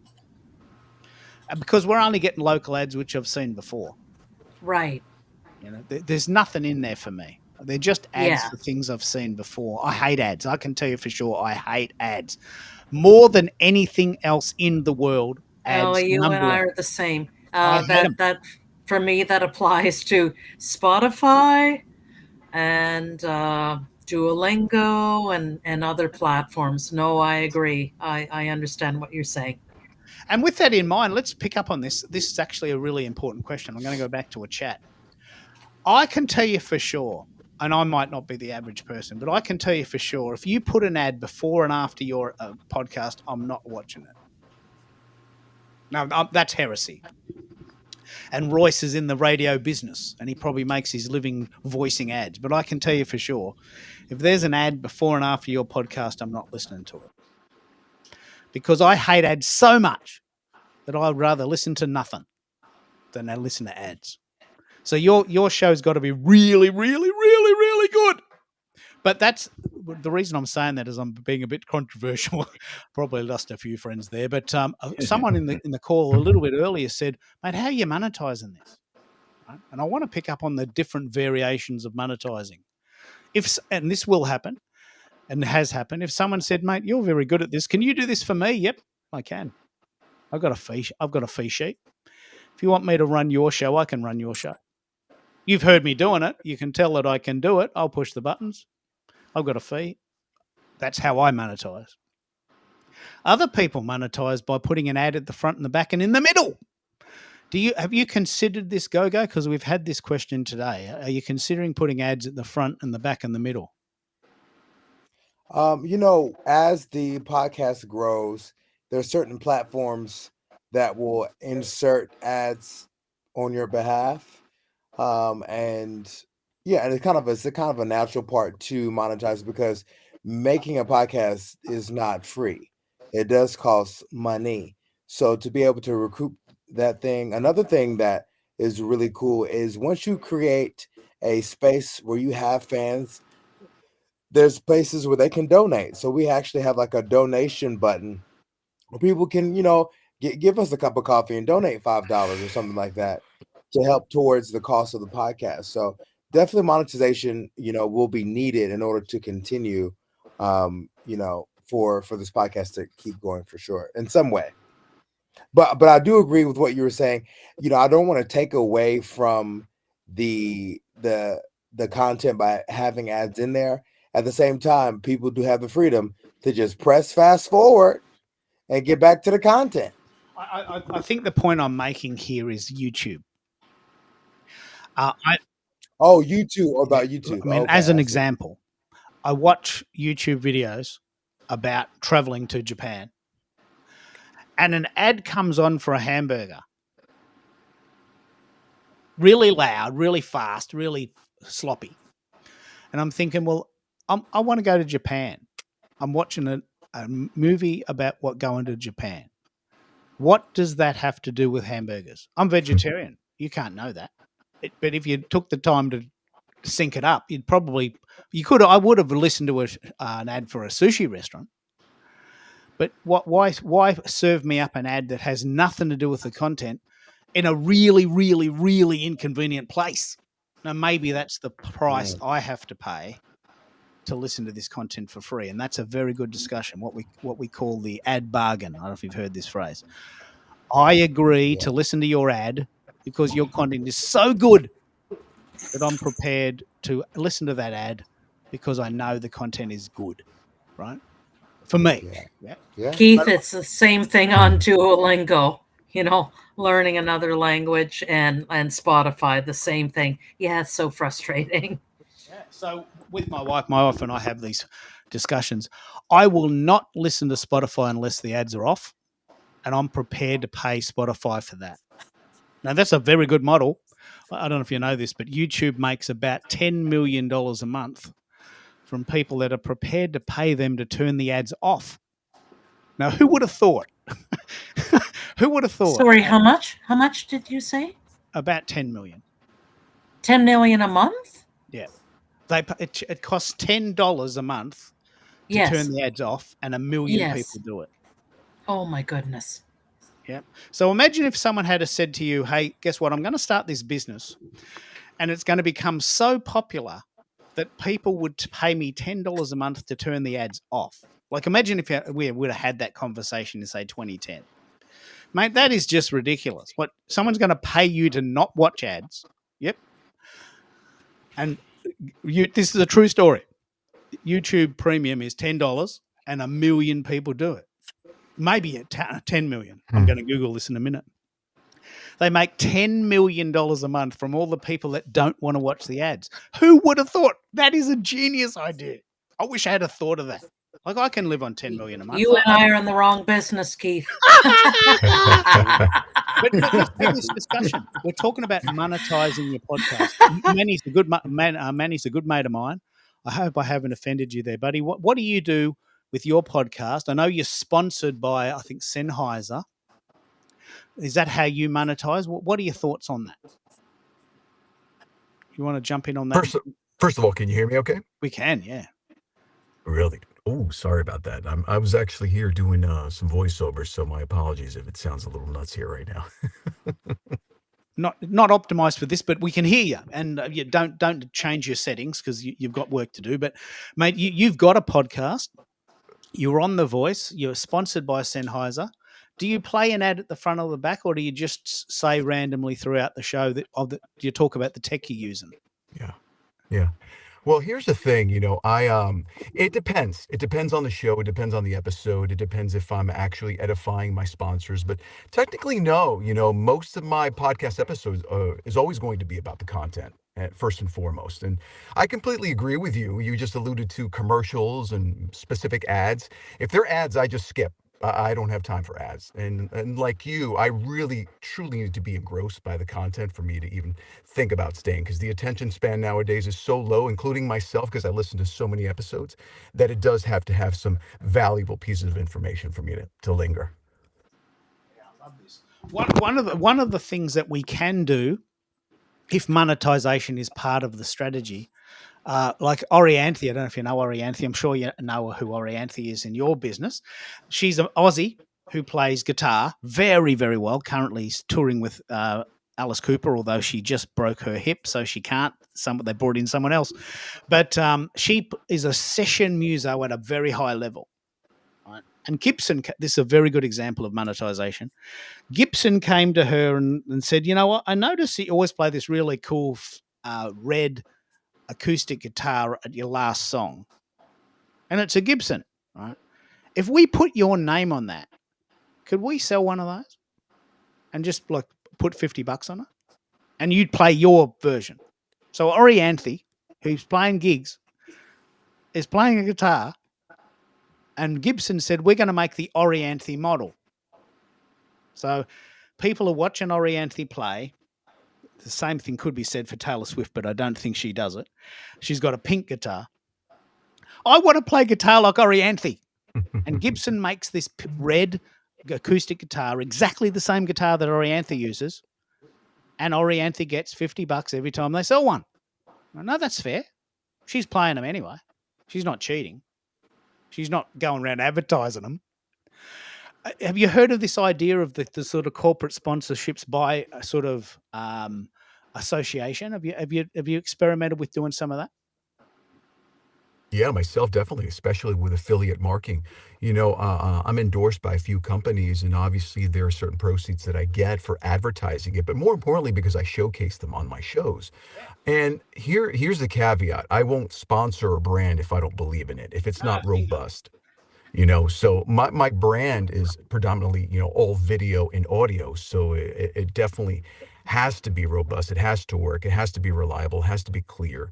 So, under those prerequisites, then sure, I'll definitely uphold it. And you do get proceeds. I have affiliate links for all of my endorsements, which I proudly, edify. And I'm a big cheerleader for products that I support. Yeah, because if you love them, you might as well. Absolutely. As I said, if Restream had a Melbourne office, I would work there. Sure. And I want to give you a really cool example that you probably know. Do you know Miles Kennedy? Do you know him? Have you worked with him? No, I haven't worked with him personally, but I do know him. Sure. You know who he is. Miles Kennedy was, he Great sang singer. the Slash, and he's famous. He has his own band, Alter Bridge, and also, Alter Bridge, yep. He's maybe the second best singer I personally know. No, he's incredible. I'm going to take a gander who's number one, but you don't have to say. I haven't heard him sing a Whitesnake song though. And what he does, he went to a company, I think Electro Voice, Mm-hmm. and he said, "Look, I really like your mics. Why don't we make an MK version?" I don't know if you've heard this story, but there's a Miles Kennedy version of the mic that he uses on stage. He's using it, and he just puts a little MK on it, puts $50 on it. It's $50 dearer, no difference. He says, "Oh, look, can you just smick it up a bit?" And so the MK version of this Electro Voice, I think it's Electro Voice, Mm-hmm. it's very authentic. He's using it on stage. He's using it on stage, and he says, "Look, if you like the mic, I like the company so much, I thought I'd help them out. Just go and buy one of these, and you'll end up sounding like me if you want. And you can sing with Slash." I want to bring this idea up because a lot of people have talked to me about podcasting and the inevitability of ads.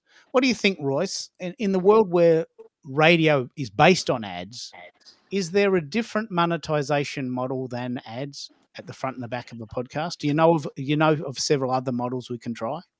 Oh, absolutely. I used to get paid a lot of money for them, but it is a skill if you can weave them into the content. It's a little tough if you're, talking about sports and all of a sudden you have to weave into insect control.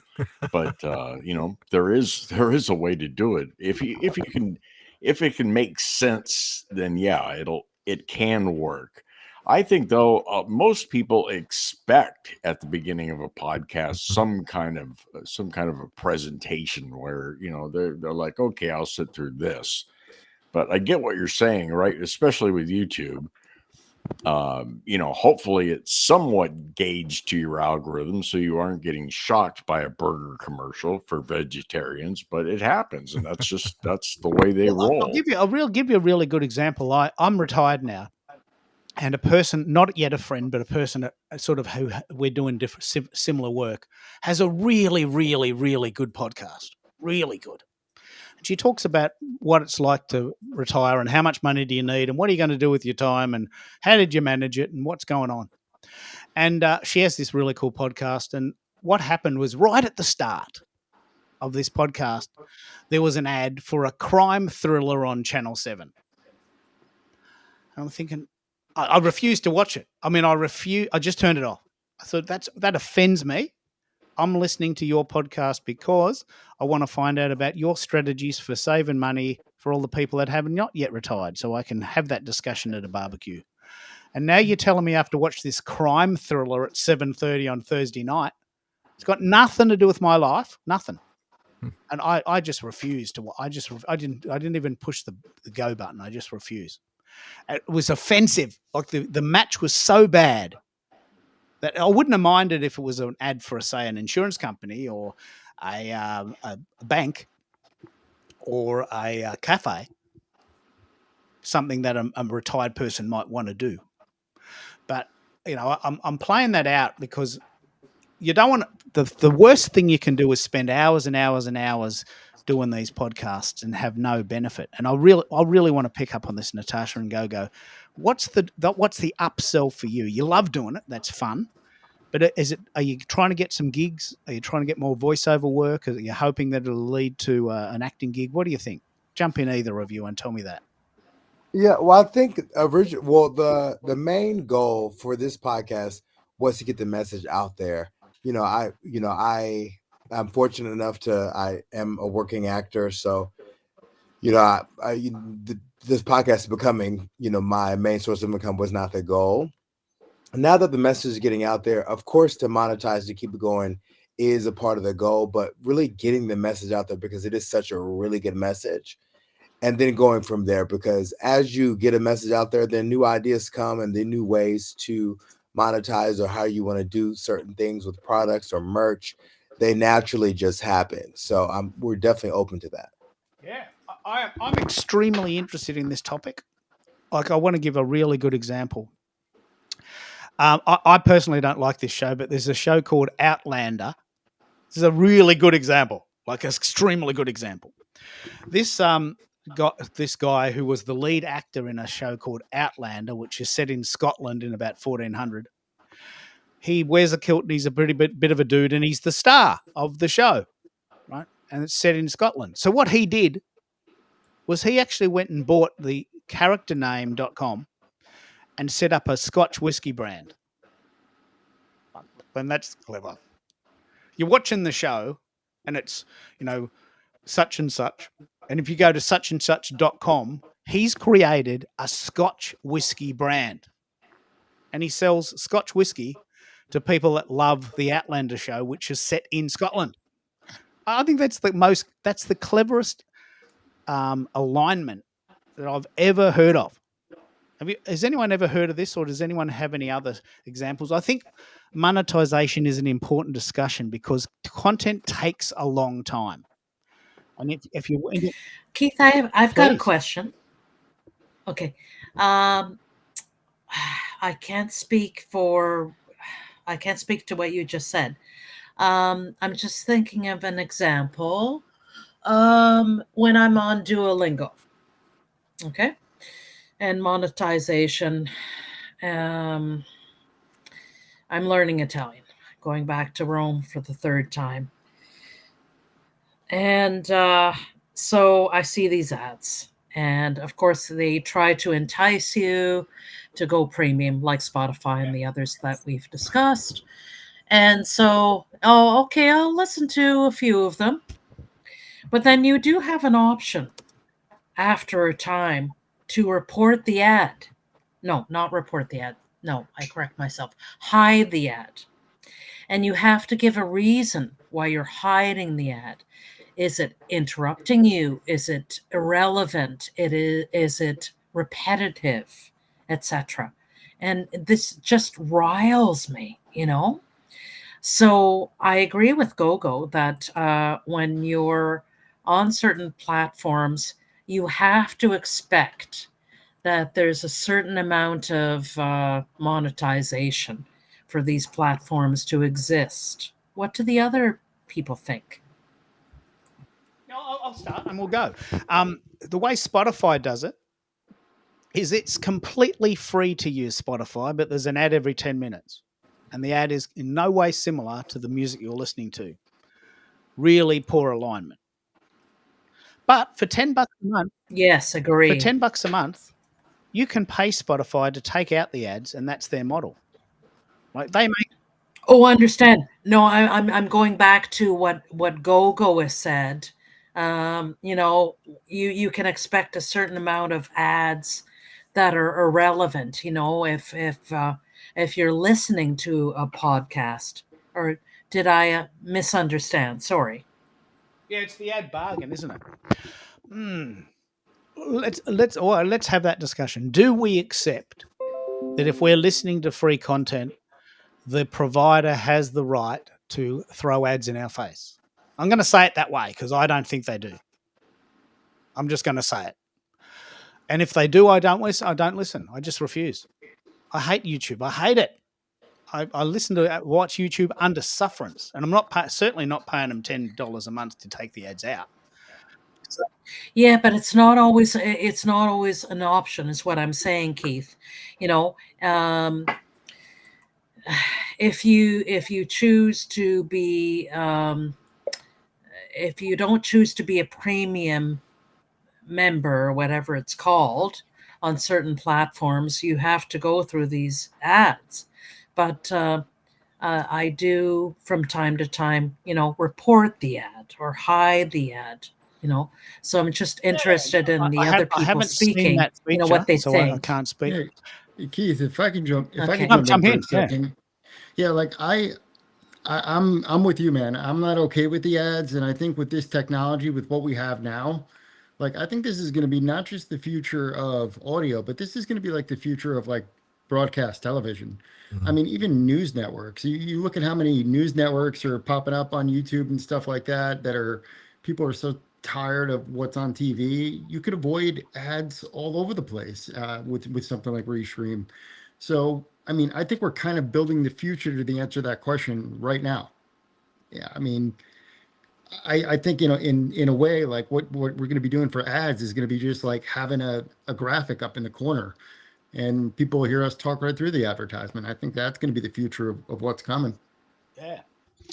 Oh, Manny, I think the other method of monetizing is subscription, and that appears to be all over Hmm. the place. Whether Yeah. it's Substack or I listen to. I won't mention the podcast, but it's a rather popular conservative podcast, and YouTube was actually striking them all over the place.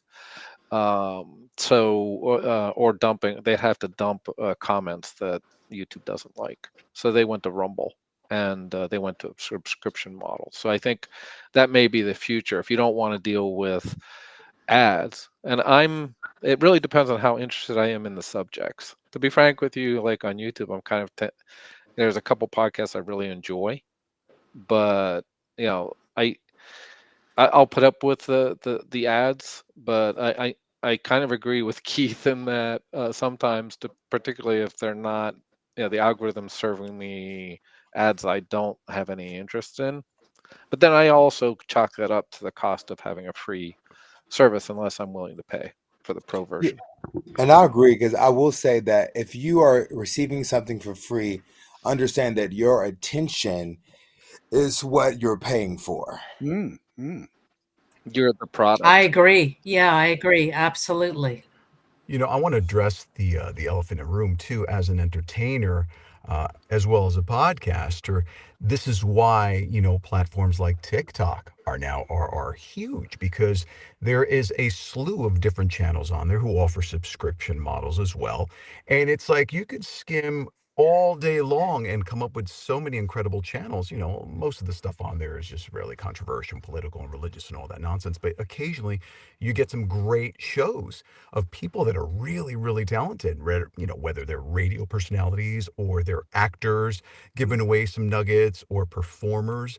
But this is the wave of the future. And if you could understand the power of branding and how to brand yourself utilizing auto and implementing all these tools like Restream and leveraging these platforms, not only can it be lucrative, but you can start calling the shots, because influencers nowadays are making a shit ton of money with sponsorships and affiliates who are just here. Take my money as long as you promote the product. But I do agree, and I'm firm on this. I will only utilize affiliates that are in relation or in alignment with my brand. I don't want to Bingo. whore out the brand either, because Yeah. it's annoying. It's annoying for me when I have to sit there on the opposite end. I don't want my listeners to be like, oh God, this guy's like really milking it right now. But if it's microphones, if it's musical equipment, Yeah. if it's something to better your speech or effective communications, then it makes sense. And people have a tendency to be more appreciative and more tolerant of the ads if they're in alignment with the content that you're discussing. Correct me if I'm wrong, people. No, This is a no, great topic. I love it. So let's say Orianthi, she has an amplifier brand. She uses orange amps, which is actually a color and a brand. Great So amp. she uses orange amps anyway, and people have gone to her and said, "How can I get your sound?" I said, "Well, why don't I just create a head for the amp that is set to my presets, and we'll sell it as the Orianthi model. Push a button to sound like Orianthi. People would pay extra for that." Sure. And she gets that's an extremely good alignment. She's using orange amps anyway. She loves them because she uses them on stage. They've come to her and said, "Look, if we can just put your name to your preset, well, can we give you $100 every time we sell an amp?" Yep, I'm up for that. There's nothing wrong with that, because people in the audience want to sound like her, right? And this amp does it. It's bloody brilliant. Can I jump in here real quick, Keith? Please. I think we're living through a renaissance right now, and Manny is absolutely correct. It's a choice right now. Everyone is paying for our attention. If you look at the big TV networks, at least here in the U.S., they are losing viewers by the millions. Yeah, and they they're all are. of a sudden wondering, why are we paying these late night hosts, $20 million a year, and they're firing staffs left and right.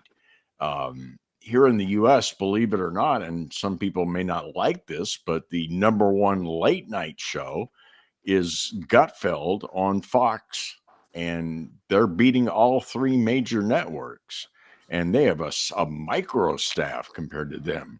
But the thing is we have choice. We have so many options out there. And talk about niches. We're living in a time where you don't have to have, 10,000 followers, 1,000,000 followers. If you have one viral video, you can blow everyone out of the water. And same with a podcast. So we're living in very uncertain times. And guess what? It's free for now. I'm guessing very soon we're going to be all, have to go through some kind of a blockchain thing to get our podcast on the air. And, the internet will no longer be free as we know it. So, I mean, we're kind of in the Wild West right now. Yeah. And for the people that have known me for a long time, they know that this is how I roll. They know that I sometimes try new things. The room is full, so I'm just gonna, if you've tried to get in, please try again. I'm just gonna move a few people around. This particular format, Restream.io, I don't work for this company, but I wish I did. You can have 10 people on stage at one time, and we've got 10, so the room is now full. And there's just actually, I'm about to head out. So yeah, you guys. We've been chatting for 2.5 hours. I'll play a little sound, and this is a very good chance for anyone who needs to leave but doesn't want to rock the boat, just to sort of quietly go and get back to what they're doing.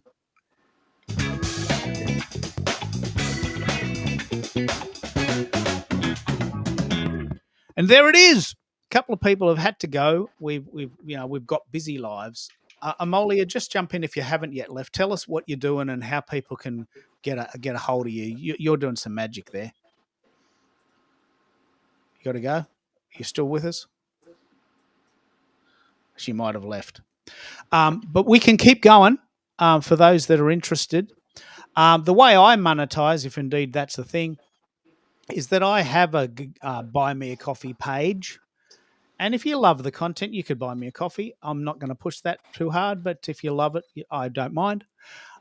This particular page allows me to promote my stuff, and I buy equipment with it. And so I've funded my whole studio this way. Just do it the QR code or have a look at the URL, buymeacoffeemonday.com. But I would love to hear. I'd want to have this discussion. I mean, free content actually costs us. Now, this is a very important conversation to have. Free content costs the creator to make. While I'm here doing this show, I'm not out pumping petrol or pulling coffees or working at the CAF. I could be at the CAF pulling coffees for $10 an hour, but I'm here doing this show. So, which I love doing because I've retired and I don't need the money. Lovely, lovely position to be in. But what if you did need the money? You can't just sit online all day. I'd love to hear how other people are monetizing. How do you do it, Chris? You've got a day job, I guess, but what do you think of the new paradigm with monetizing content? What do you think?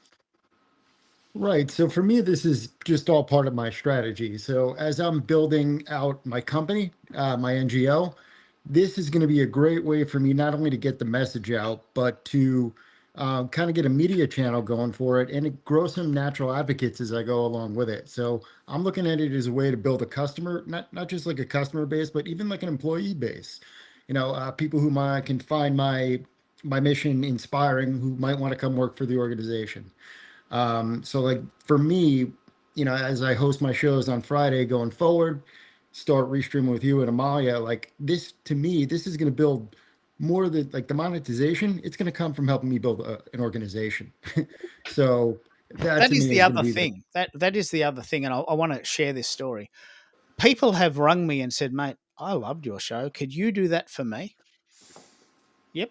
And I've got a price sheet, if anyone wants me to do that. I'm not advertising that because I'm busy, but I'm happy to do it.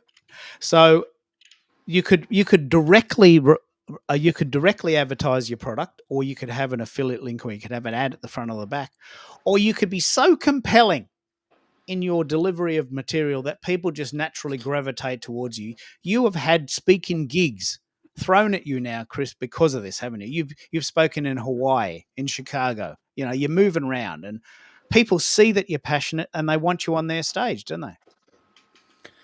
Yeah, so far I've done Seattle, Hawaii, in India, and I'm going to New Orleans at the end of April, which I'm really, really excited for. That's going to be a huge one. That's going to be my biggest event yet. Yeah. So we're going to be at the IEEE, which is basically the largest technology expo in New Orleans. So it's going to be really exciting, and I'll be doing a presentation on the Internet of Medical Things, which is basically anything that's attached to the internet in a hospital, talking about its securities, they can be vulnerable, and how we can basically kind of save the world through technology. I love But it. it also how it's a little bit scary. But the point is that you're getting these gigs by just Yep. showing up, aren't you? Like you're showing Yeah, up. And that's it. It's creating mind share, right? The monetization comes after. At least that's what I'm trying to do. Well, tell us about that, Mike. How do you think you might monetize? Do you have a podcast, or what's your content strategy? I'd love to hear that.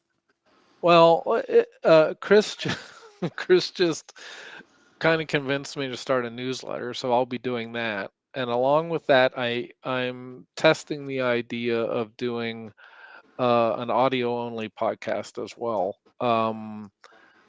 related, not a carbon copy of the newsletter, but related to the subjects that I'm covering in the newsletter. Yeah. Okay, that's good. And that will lead naturally to people hearing about you and wanting to buy your stuff. Yeah. Buy your Yep. services. Yeah. Naturally, it'll Yep. just it's a natural progression. What do you think, America? We've been dancing around the idea of content for a while. How do you monetize your efforts? Do you charge companies to do this for them, and have you got a strategy? What do you think?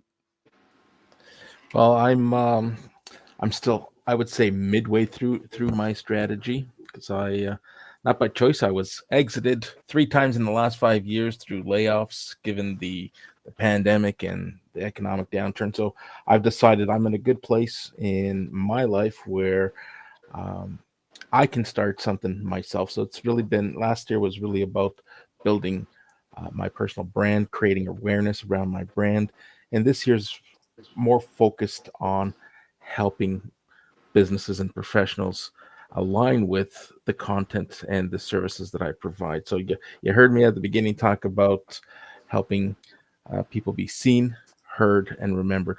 My background's in customer experience. I want to help professionals and businesses quote more, sell more, and retain more clients.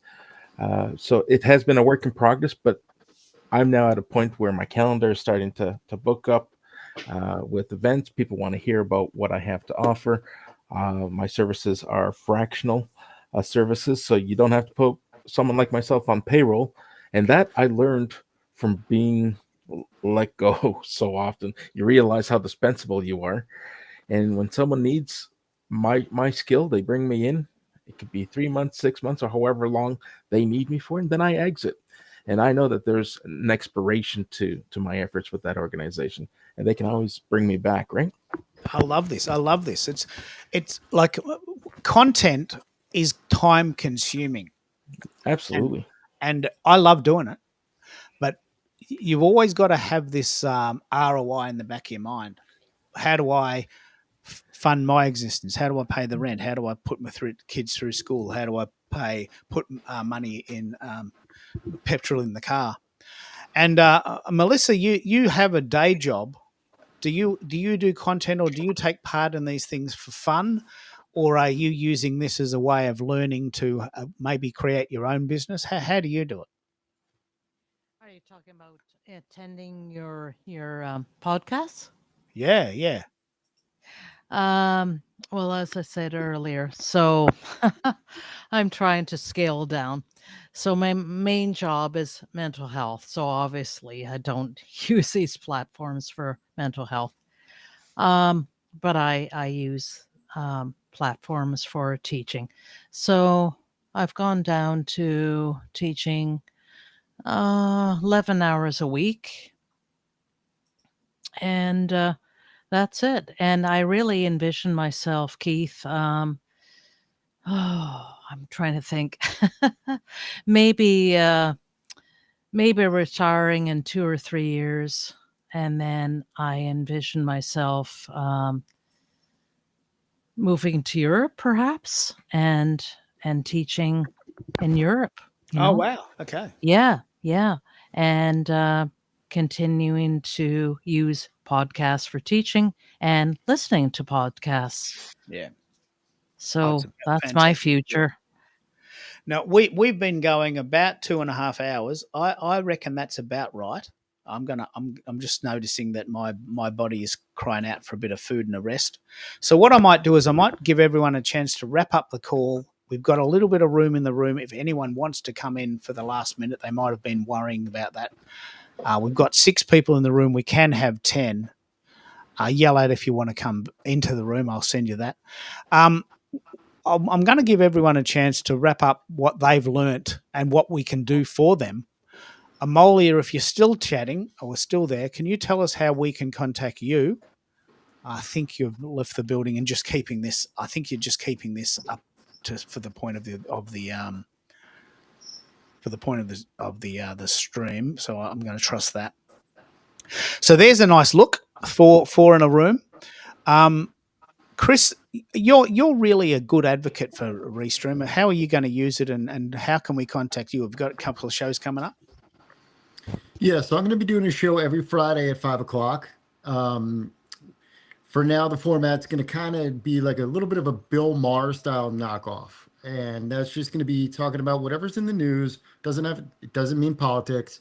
Just means anything. We could be talking about like tech news that broke that week, or medical news, something in my newsletter.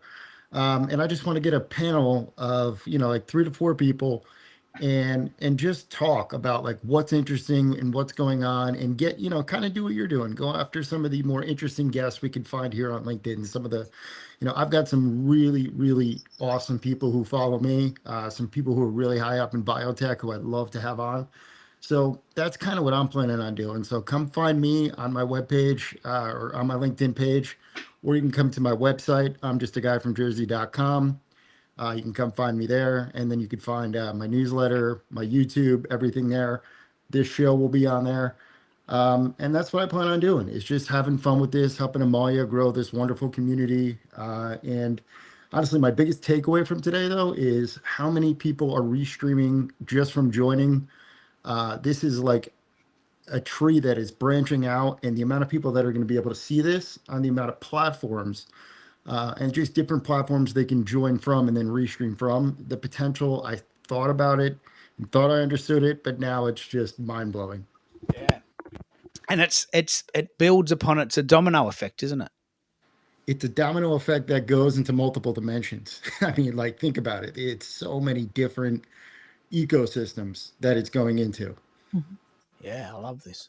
What about you, Mike? Is Mike still there? No, Mike's gone. What about you, America? I really want to give you some time here. You're doing some shows, and we need to give you a bit of love on this. Tell us how we can give you more love. Where are you doing your shows? How often are they, and how can we join?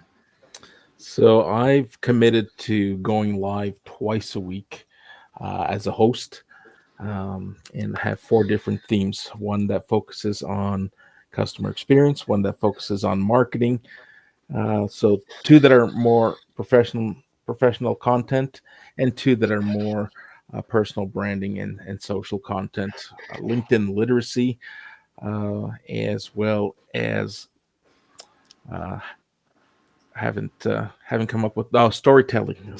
This Thursday, I'm kicking off a storytelling conversation with my friend Jay Pasqua, and really it's about nurturing our community and helping people not only learn something new, but really build the courage to just embrace this platform, find a niche, find a conversation that you enjoy, and participate in these live events.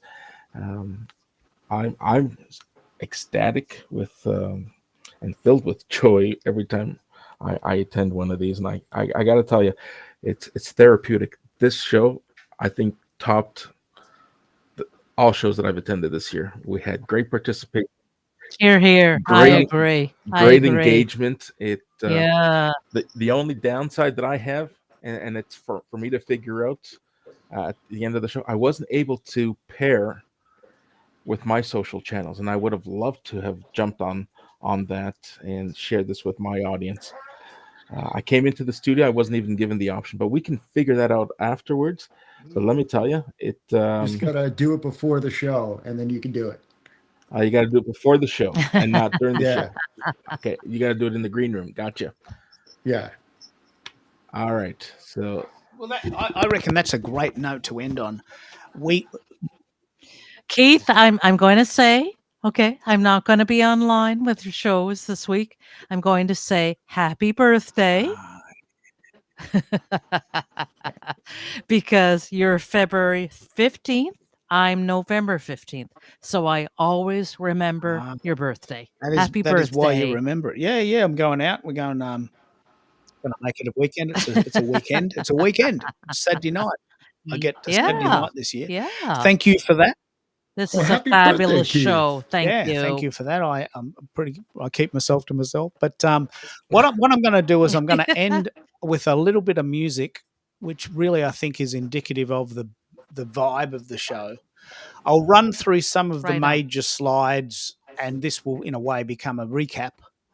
I do 3 shows a week, and if you want to know more about that, all you need to do is go to whereiskeithtoday.com. I'm very proud of what I'm doing here, and I'm pushing a few buttons that I've never seen done before, and that's a part of my character that I like to be first, and sometimes that's a bit challenging. But if you do want to come and be part of the team, whereiskeithtoday.com.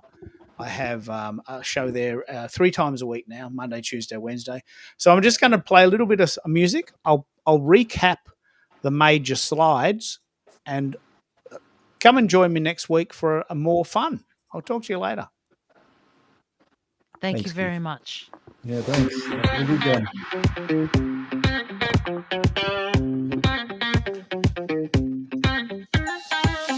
You've been listening to whereiskeithtoday.com on Restream.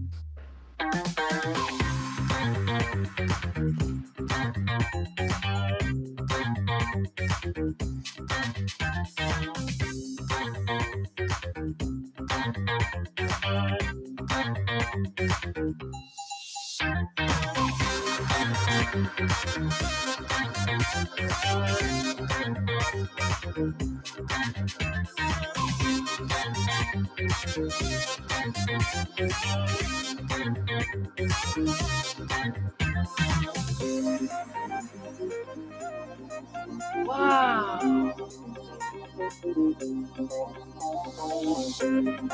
Wow.